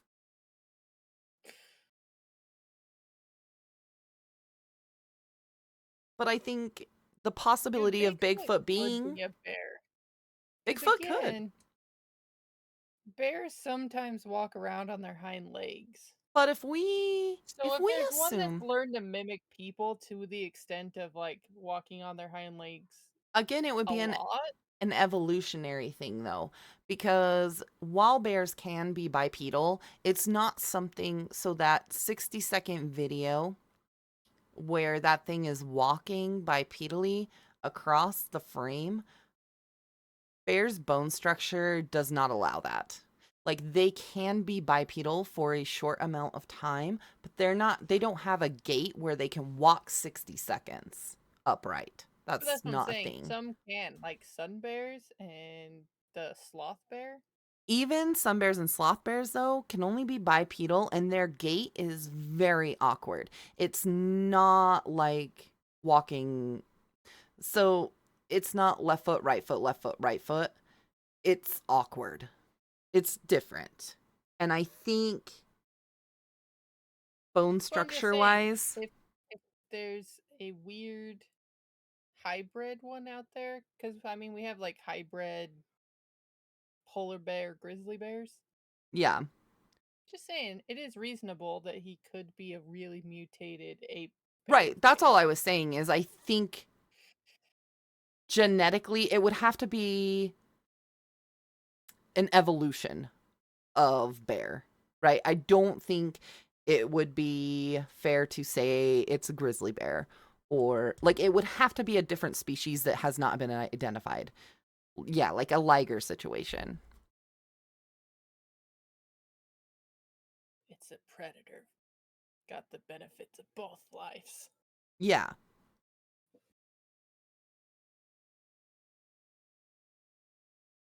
I don't think you I think my problem with calling it an ape is the point that we haven't seen evidence to suggest it uses tools. And I feel like at this point we should have. I mean, if you played the Bigfoot game with us, you would quickly understand. Those things pick up stop signs and yeet you across the map. Yeah, it uses a stick, but we've yet to see it use a stick like a knife to pry things open. But, and again, I think that's where you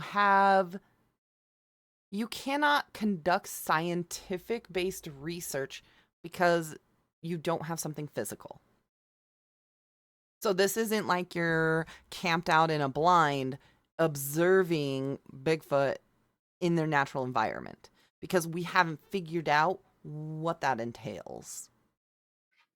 I think we're getting closer. And again, with technology advancing the way it is, I think that's a possibility where we could get distinct scientific research. It just can't happen yet. Sue. I think so. Again, now we're in a situation where we can fly drones. We don't even have to leave the comfort of our house to I think conduct the thing things. about Bigfoot that makes me believe more that it exists than any other cryptid is the point that there is some logical explanations I that agree. could fit for it. Yeah. Like you're not just completely it's a giant moth Mhm. or a giant dinosaur that somehow we haven't seen Mhm. living in a tiny lake. Like there are creatures out there that it could be, and we could just be simply confusing Bigfoot for a multitude of different animals mixed together. Very possible. And I think we had discussed where Mothman could be a crane in the right conditions. I think fog, darkness, thickness of wood would make a difference. And I think the same thing could be said about Bigfoot as well. I'm not saying all cases are like this, but I could see where if you caught the back end of a moose in between some trees on a foggy, dark day, you might not be able to distinguish that it was a moose, do you know? Or a bear, Well, or and whatever. talking of like the handprint, have you ever seen a casting of a cat that has thumbs? Yes. It looks very similar to that. Hmm. So it And very easily could be a bear with thumbs, if which is you just kind of terrifying to think of, But if but you have that mutation in house cats, why would you not have that mutation in bobcats or mountain lions or bears or any other thing? Right? Like even humans can have multiple digits. that's what I'm saying. Like, what if the Bigfoot that was walking was in fact an ape It's possible. that for some reason was in the woods? I mean, it could be escaped from a zoo or but Well, then you get the handprint and that's actually just like a mutated bear. and let's be And we just have like fair. multiple weird creatures Mhm. living in the forests. That's what I was going to say. What if they're not all correlated to each other? But see, the point that we can logically say, like, here's why we have this evidence, is why I'm like, Bigfoot could exist. It just might not be what we're thinking it is. Yeah, I think that's fair. And again, I think that's kind of the fascination with cryptozoology in the first place. The idea that there is still things to be discovered is kind of exciting. I think human nature, there's a desire for exploration and innovation. And if you woke up tomorrow thinking that everything had been invented that could be invented, you're not going to be an innovator. You're not going to go out and try to learn new things or because there's nothing to learn. Do you know what I'm saying? So I Yeah, think you're not looking having, for like new yeah. solutions. And I think just having the idea, what if, motivates people to figure things out that wouldn't necessarily be figured out. Like, people obviously are trying to prove that Bigfoot exists. So, are they developing new technologies and research tactics that previously wouldn't have been discovered or figured out if they didn't have Bigfoot as the ending goal?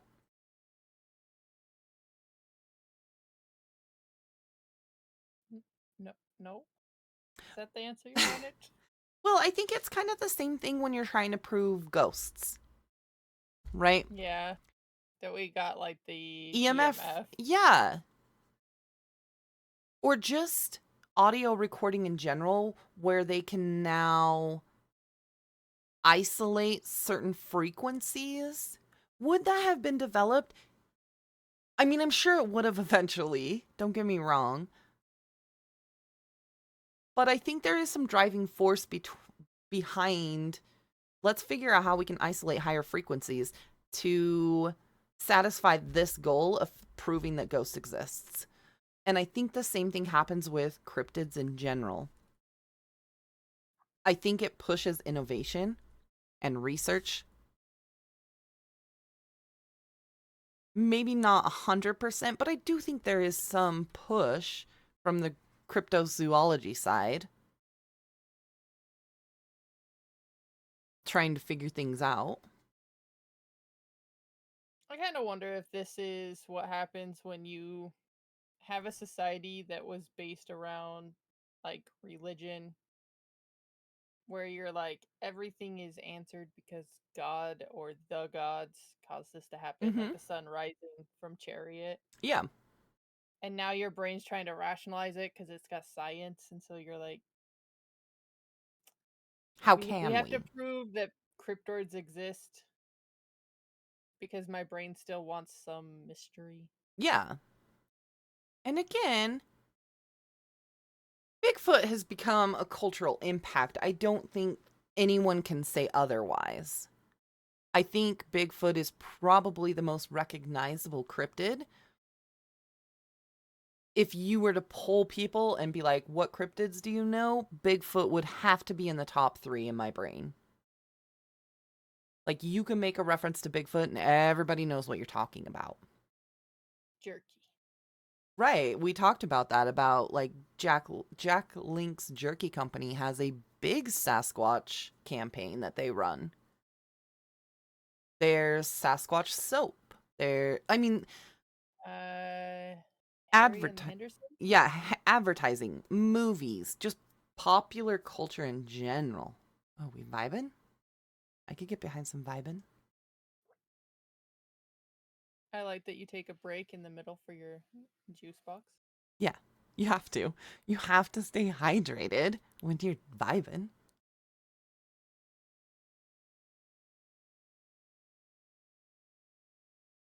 But I think Bigfoot has had a big influence on art, literature, tourism, advertising, TV shows, movies.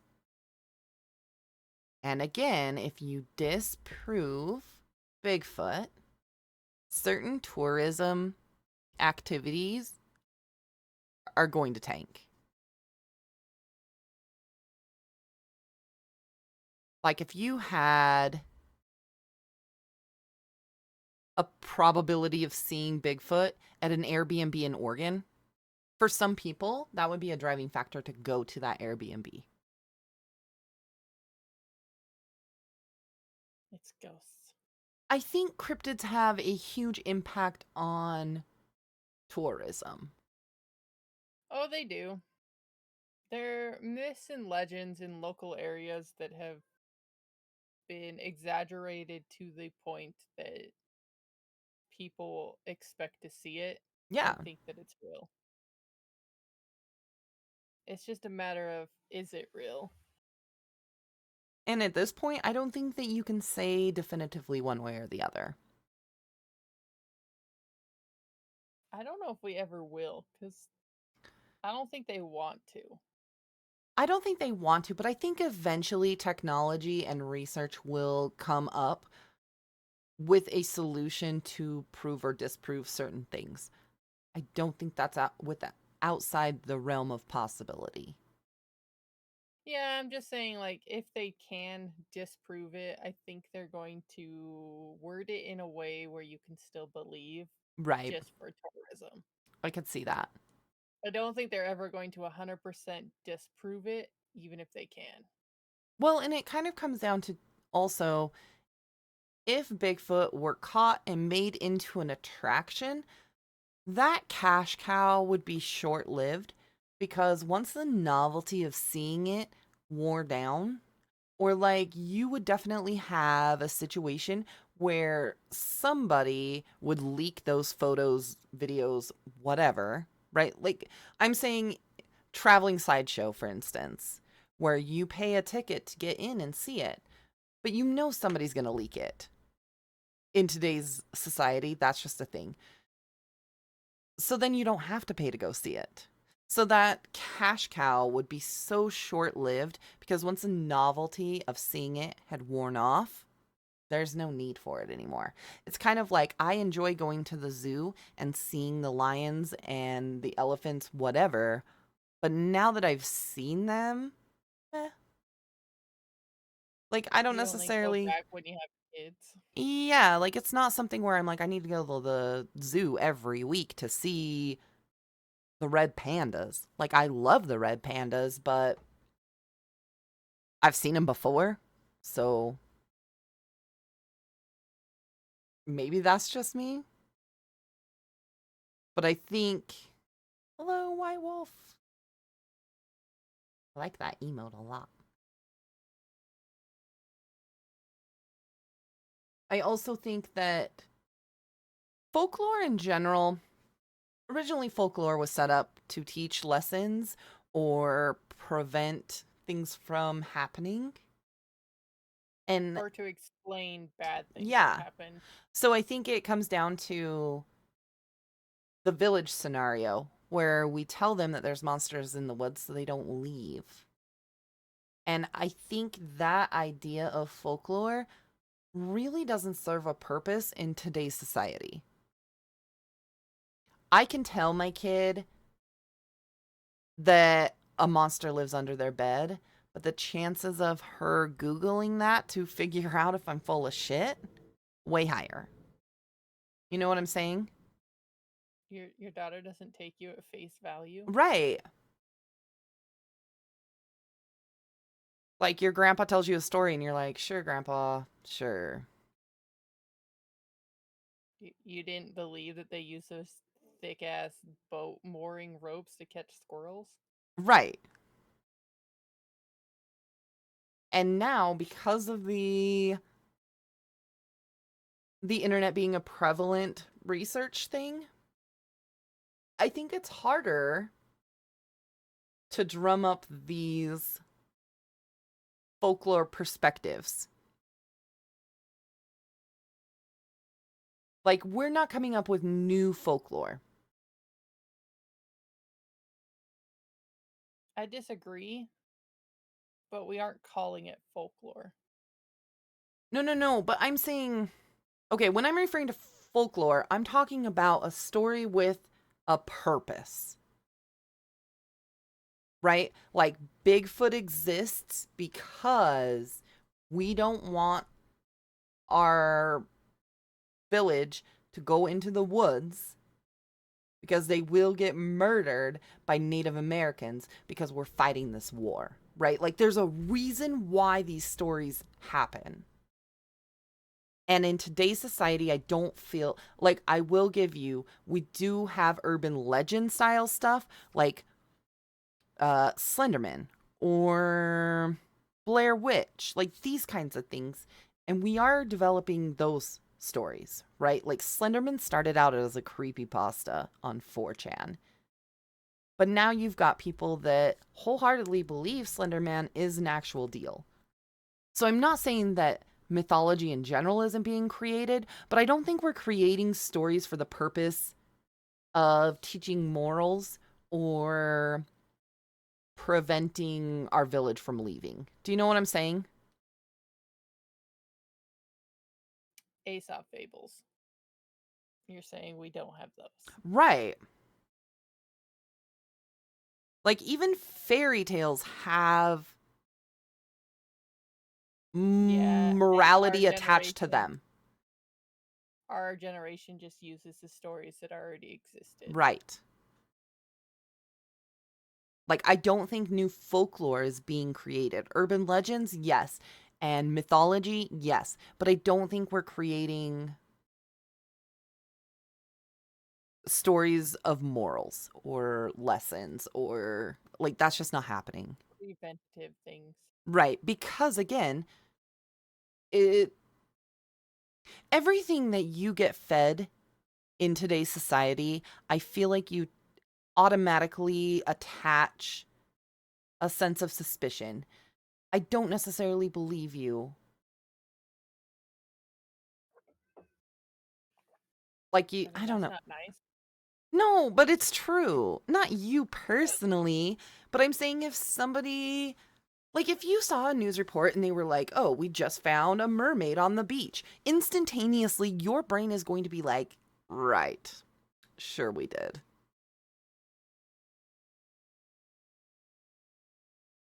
I think you just discredit information because We are information, very skeptical. yeah, because I think it's so much easier in today's society. We've proven time and time again that we can manipulate things like the whole deep fake. You see a video of Mr. Beast telling you to give him your credit card information and he'll turn around and give you $10,000. And Mr. Beast has to come out and say, actually, deep fakes are a thing. Please don't listen to this. I would never ask you for this kind of information. And at that point, that video, if you watch it, looks so believable.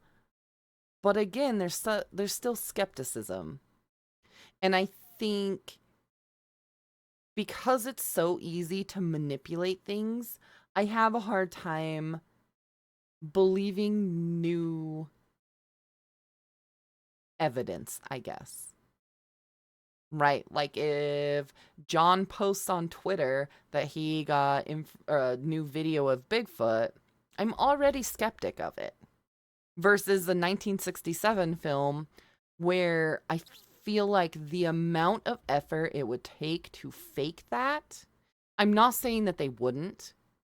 I'm just saying the undertaking would be a lot harder than going to an AI service and being like, hey, make me a Bigfoot video.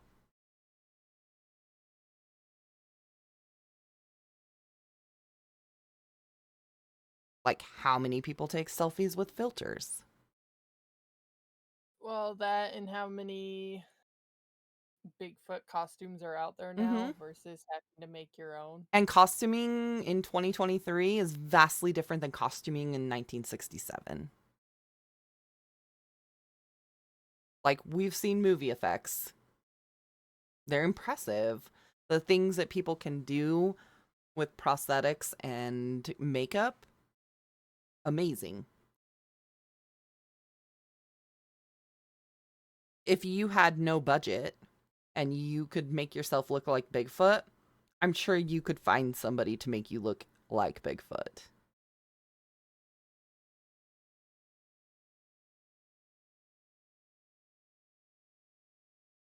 Do you want to look like Bigfoot? Is that what this whole thing is about? Yes. It was a long-winded PowerPoint of why we Why you should go should not fund shave your you legs in the wintertime. Exactly. and do a GoFund so that you can have a Bigfoot costume made. Yes. I'll put a Twitter post out later. Thank you for sitting through this TED Talk.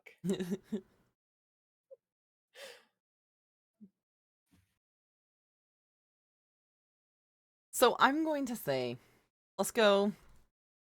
We'll work backwards. No, we'll start backwards. Nessie, maybe. Mothman, no. Hell no. Bigfoot, probably. I'm at a probably. I'm at least at a maybe. It would be a probably if we were counting the it's not actually Bigfoot, it's just multiple animals being lumped together. I mean, I feel like Bigfoot, in quotation marks, is subjective.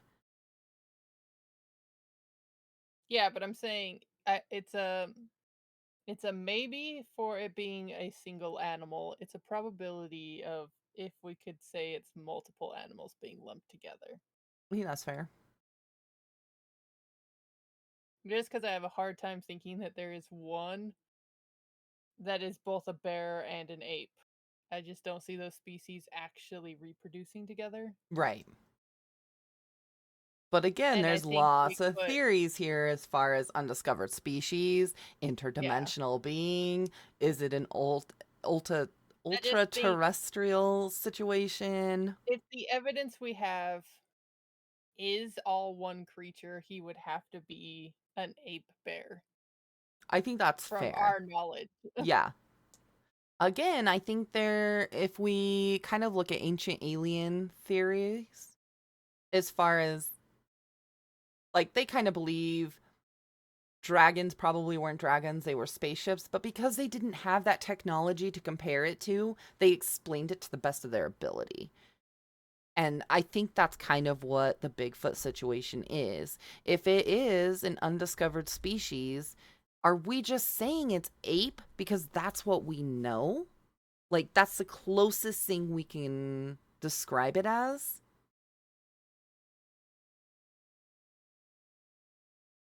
I think that's probability.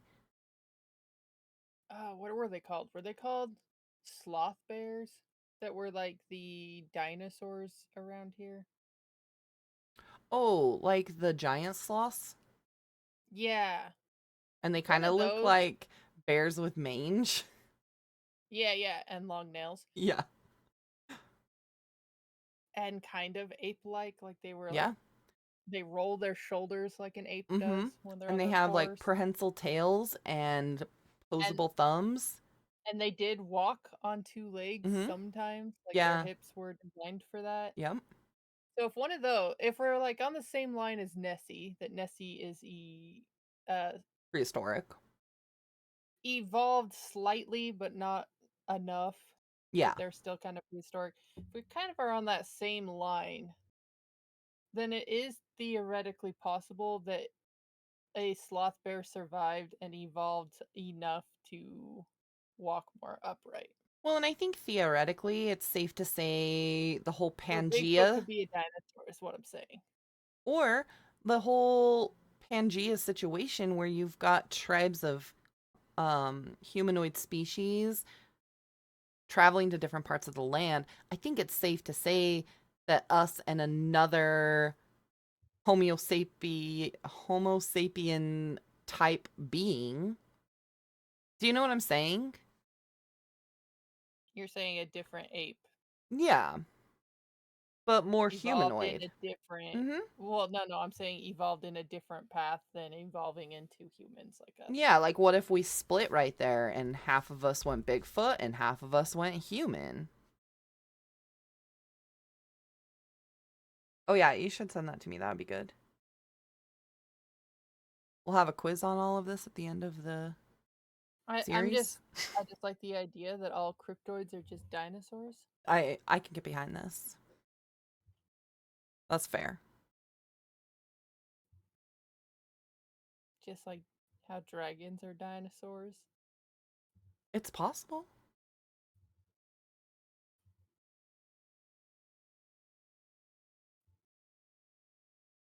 Um, the VODs will be available so that you can double check your information, your knowledge. That will be a quiz next Tuesday.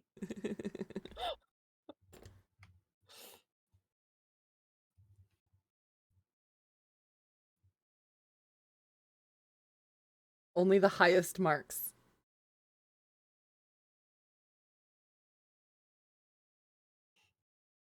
Otherwise, you have to go to prison. Dude, that's what we can do for our free Cryptoid shirt giveaway. Ooh, yeah. Do a little quizzy quiz, and whoever gets the most right wins the shirt. In episode 14, when we talked about this, what was mentioned? That's a little aggressive because I couldn't even remember if we were on episode 3 or 4 today. So, You're not winning a shirt. That's all I yeah, got for that. I'm gonna have to pay for my own shirt. It would be hilarious, though. Speaking of shirts, Isis, are you ready for this? Because I think you will appreciate this Bigfoot shirt. Look at this. I think it turned out cute. I mean, I just like the idea that he's traumatizing, making memories in campsites. You don't like to make memories in campsites? No, no. I just like to terrorize people in campsites. Play hide and seek, you mean? Yes. They're all hiding in terror as you're trying to find them? Is that not what hide and seek is? Did I misunderstand the rules of this game No. this whole time? Hide and seek gives me anxiety. I just remember playing it with our cousin, and we were like, "You go hide, we'll go seek," and never did That's because like we a were parenting. assholes. That's a parenting hack, actually. Until you can't find them for a prolonged amount of time, and then you're a bad parent or babysitter. Oh crap, it's been 40 minutes. I haven't seen them. Hmm. You win. Well, now we have 3 shirts available. We do. So we've got Camp Bigfoot, making memories at campsites. We've got Mothman Lemonade, kind of a vibe. A cute vibe. A live, laugh, lurk vibe. And then we've got Nessie's boat tours. The Nessie one's still my favorite. He's just cute. I probably like the Mothman Chibi the most, but I like the Bigfoot theme. Yeah, I like Camp Bigfoot. It makes me happy. You could shrink them and just keep them in the corner. I could do that. Like this. Yeah.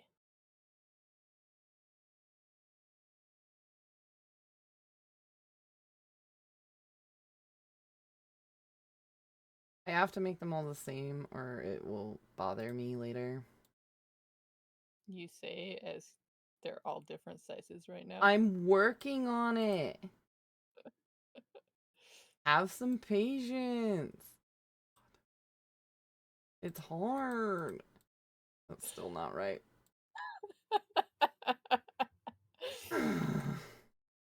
All right. Well, just Jesus. Jesus is not taking the wheel this time. It really He's isn't. not I being held responsible for your messes. think I got it. Hell yeah. Professional. Nah, I think these shirts are a vibe. I'm gonna order my grandpa one. I'm excited about that. If you put it on a coffee mug, he'd use it every day. That will probably happen, to be fair.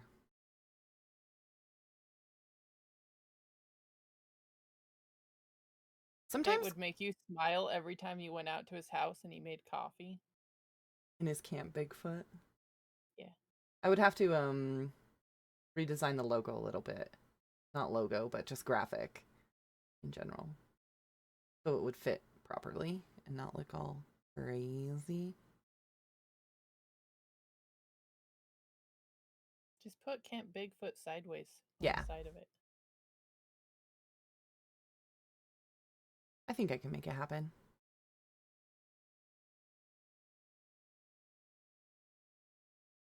I think they're a vibe.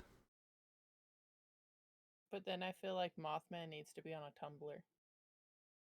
Oh yeah, for lemonade? Yeah. For sure. I agree with you. I just like to make you work. I I mean, I appreciate love it. you. You're the nicest ever. My best friend. Aw, Yeah. you're mine too, because I don't have friends. I really don't either. I mean, I'm fine with it. I'm not mad about it.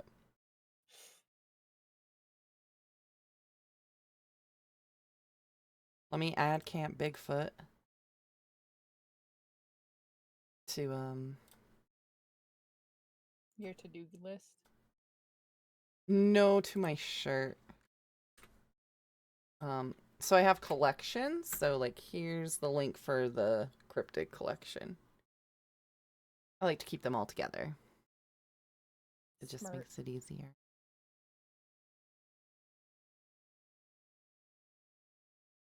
I just think they're cute.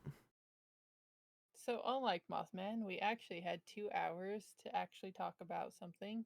Yeah, Mothman was a struggle. There just wasn't a lot of information. I'm kind of worried about some of the other ones. I think as, So we might have to start doubling yeah, up. I was just gonna say, going forward as I'm doing my writing, we'll kind of play it by ear. I feel like I've got a pretty decent grasp on how much information I need to go for 2 hours. Well, I think what we're gonna do is put Camp Bigfoot on a coffee mug. We'll see how that goes. I'll kind of mess around with the graphics throughout the week. Got a few things going on. So I'll have to fit it in. But I think we can make it happen. I think we can make a coffee mug happen. And maybe we'll do a tumbler for lemonade. Maybe a cute little bucket hat for boat tours. I don't know. We'll play around. We'll get some stuff. Just Who remember, has ideas? we support cryptids with jobs around here. Stuff. Yeah. We like stuff. Knickknacks.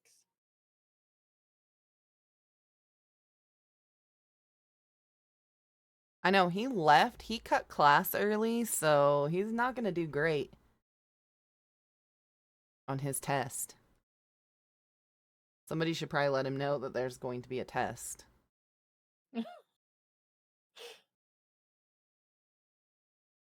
Go watch the VODs quickly before they disappear.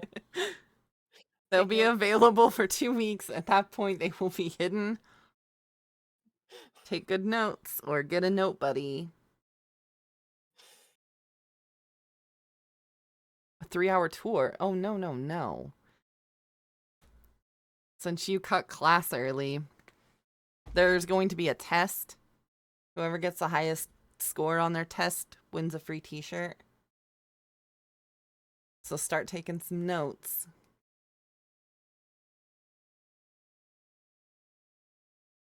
Just said you might have to have a note buddy.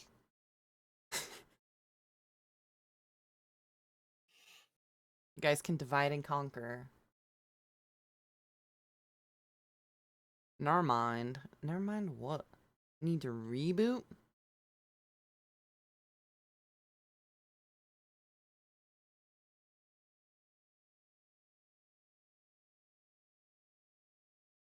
Would you rather take a class from Trigger or from us?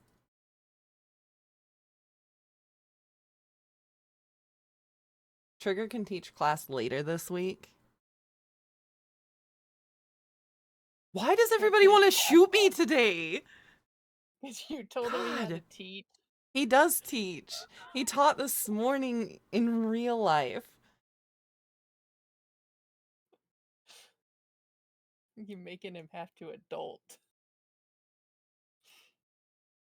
I'll come teach your class. Oh my god.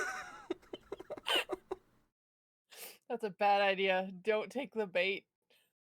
I'll do it. I'll do it. You'll probably get a raise.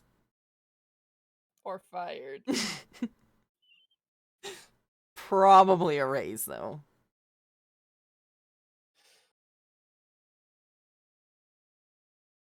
There's like no confidence in me whatsoever. Yeah, see?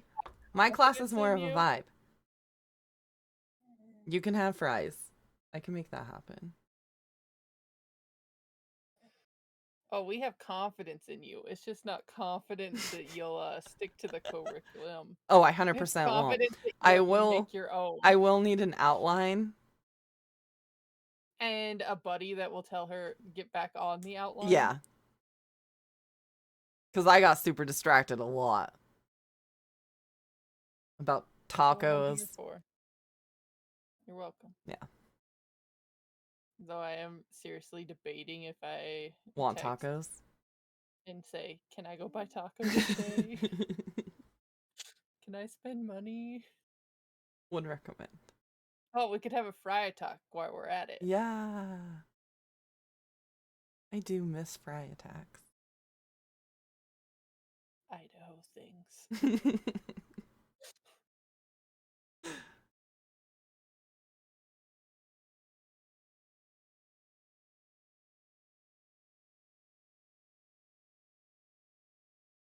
So next week, I think we got some Jersey Devil is on my list. Yeah, we're going for tacos after class. We have no idea where. We just kind of let Jesus take the wheel and see where he takes us. Yeah.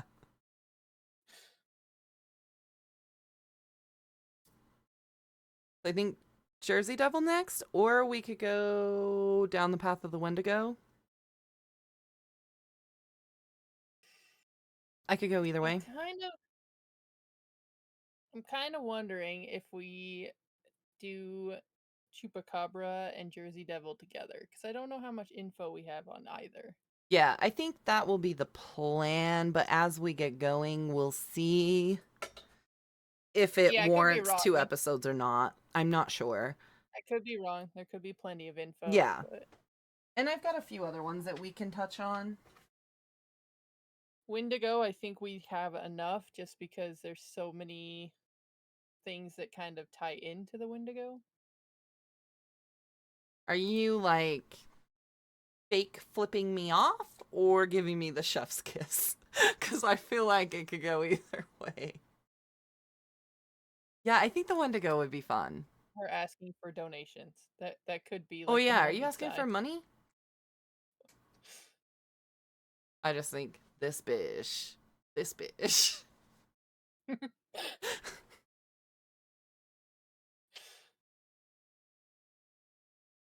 Oh, it was Jersey Hands. That makes sense. So, yeah, this bitch.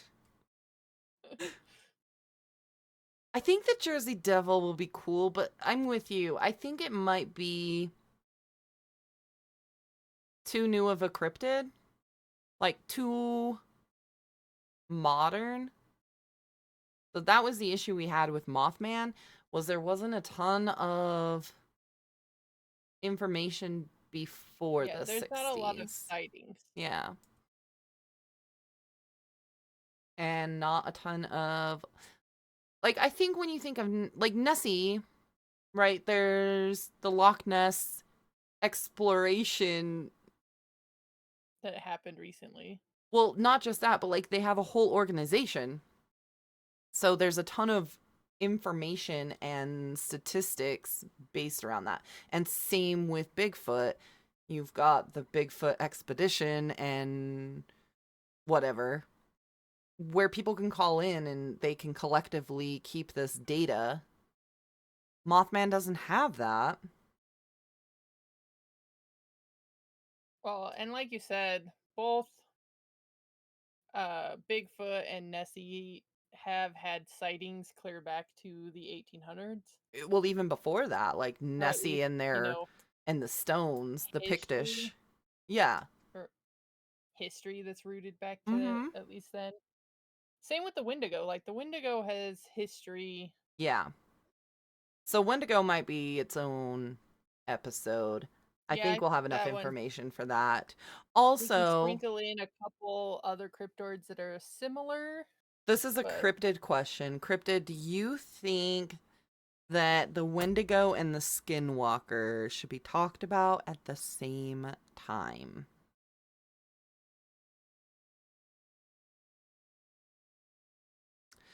Because I kind of feel like maybe we can talk about the Wendigo and the Skinwalker together. I think there's some similarities there from as what little far as research I've folklore done, goes. their stories kind of connect. Yeah, I mean, we'd have to do more research. yeah, We do try and actually know what we're talking about. yeah. Emphasis on try. I'm not We do gonna only have lie. a week, I so stayed up until almost 1 o'clock last night finishing my paper, my homework.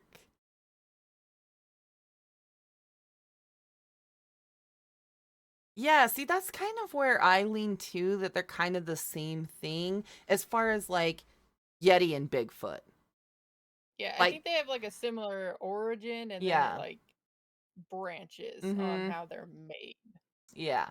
So I think we can talk about those together. Like, we can still talk about the differences, but corruption's a good word.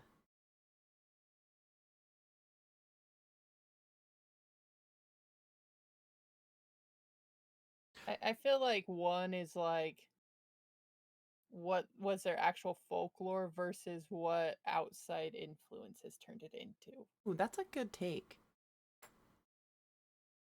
Because they do very similar stories. Yeah.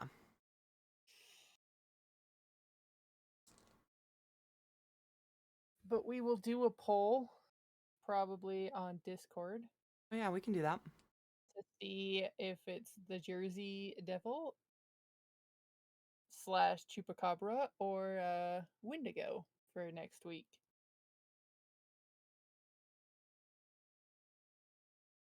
Basically, druids. You had a run in here? Exciting.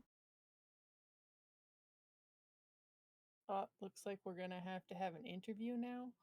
God damn it. You got work to do. No. No.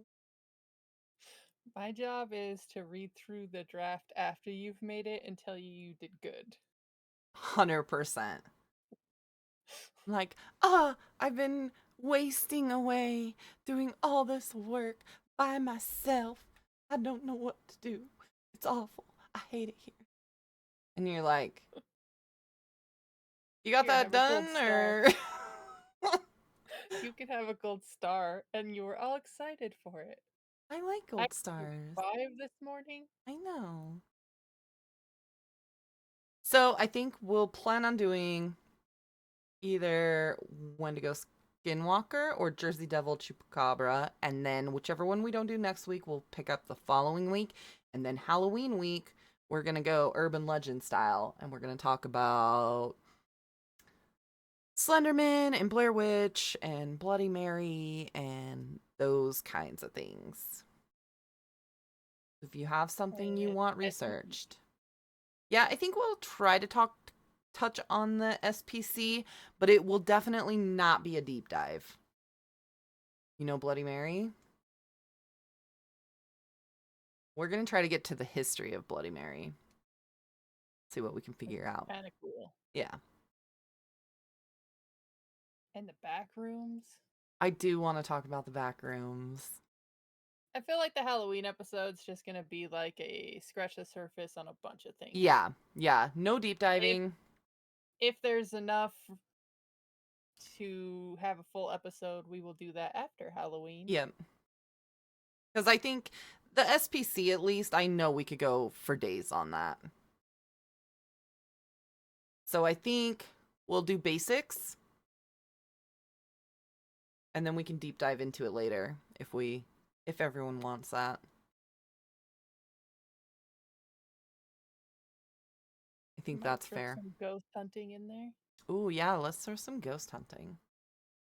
Because I think there's some like big ghosts that have attracted their own, almost like cryptodes. Yeah, I think that's fair. So I feel like they can fit in the urban legend. Yeah, I think that'll be fun. If you have some neat urban legends, send them our way. We'll look at your suggestions. Just no promises. Yeah. I know who I am as a person. We don't make promises. I can't do it. I can't do it, y'all. It sets the bar too high. Making promises is sometimes just a bad idea. Because sometimes you just can't hold up to them. And it makes me feel bad when I can't keep a promise. So if I promise y'all something, it's serious. We don't be handing those out all willy-nilly. Yeah, I can't do it. Like when people are like, promise that you'll be here. I'm like, I can't. What if I get in a car wreck? No, I I know. I can't do always it. go with tentatively. Yeah. I'll Like, I tentatively be promise I'll there. try my best to be there. I can't promise that. You just don't know what's going to happen.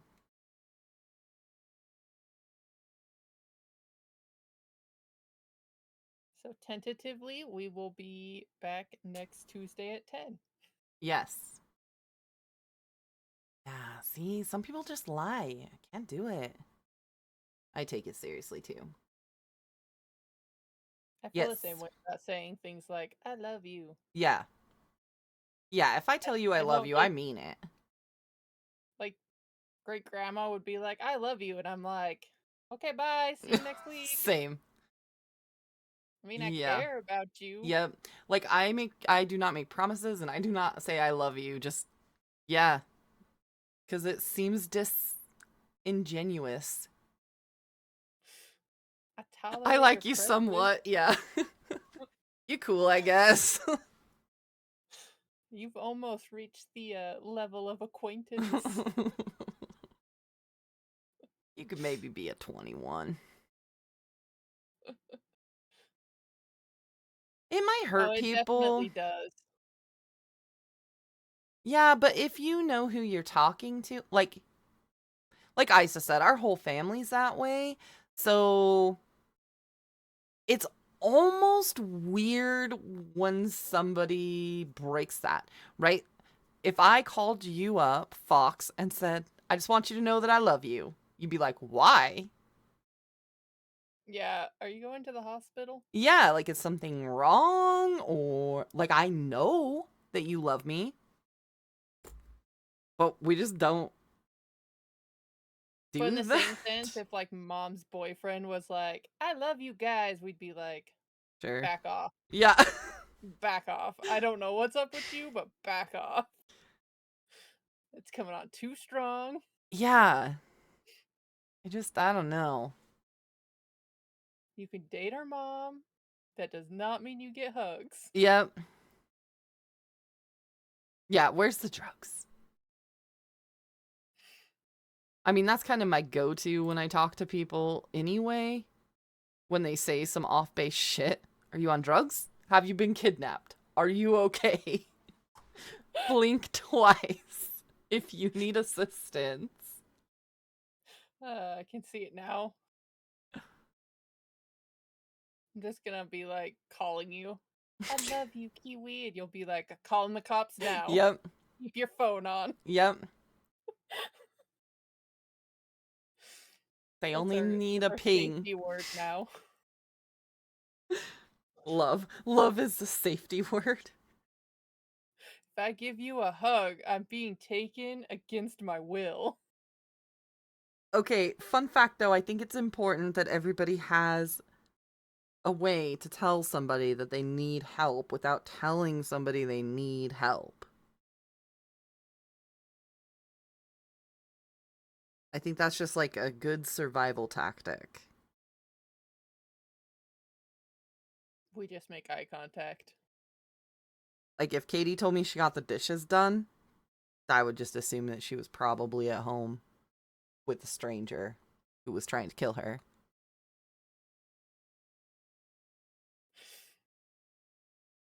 I mean, that's not wrong. I loaded the dishwasher. The one you don't know how to load? I didn't even ask you though.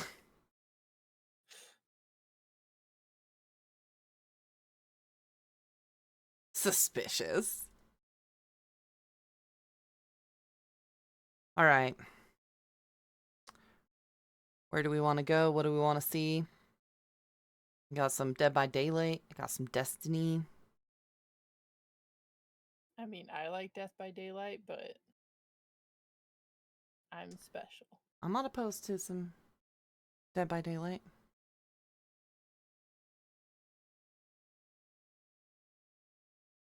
We can go there. I'm fine with that. I'm not picky. You're picky. I am picky sometimes. Not all the time, but sometimes. We'll let them finish their ad break first, though.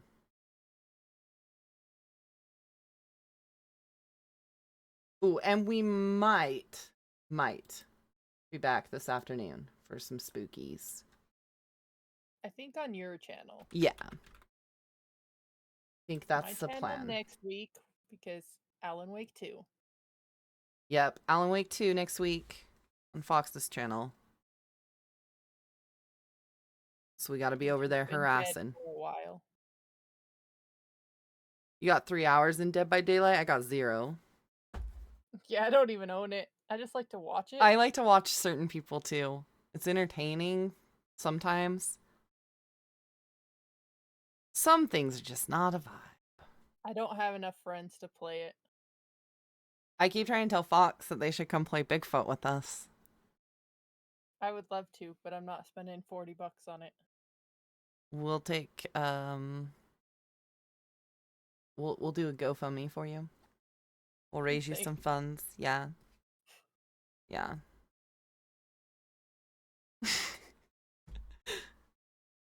To be honest, if I saw a GoFundMe that was like, I need some new video games, I would probably donate to that shit. You'll sell feet pics? Thank you for taking one for the team. Nice. You can be number 22 on the list. That puts you in the inclusive crowd.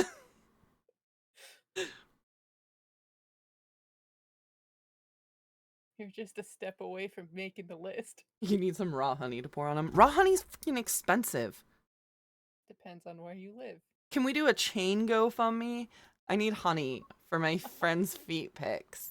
Why, you ask? Sorry. Because we are trying to raise money for our other friends' video games. I gotta be honest though, if someone were to do a GoFundMe for, say, props for feet pics or for video games, I'd be like, all right, at least you're telling the truth. Exactly, that's what I'm saying. I You're would be not just trying to 100% be more like, involved in that. I'm making a video game that I have no proof exists. 20 ounces for $15 isn't bad. Maybe you could go ask them if they would donate it for a charitable cause. I don't know that I would explain the charitable cause, but you could give it a go. See what happens.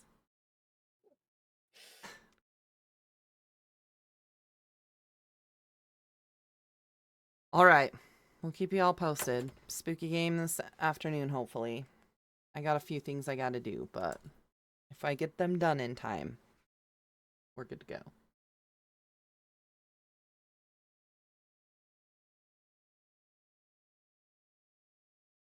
And then next week we'll be back with, well, we'll do a poll. Figure out what we want to do next. Plumber's crack picks. Something. Ooh, yeah. Bonus points if you have a tramp stamp. I would pay extra for that.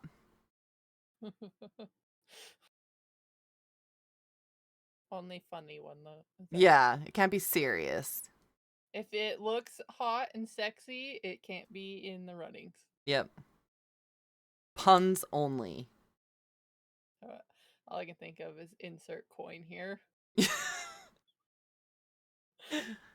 You're welcome.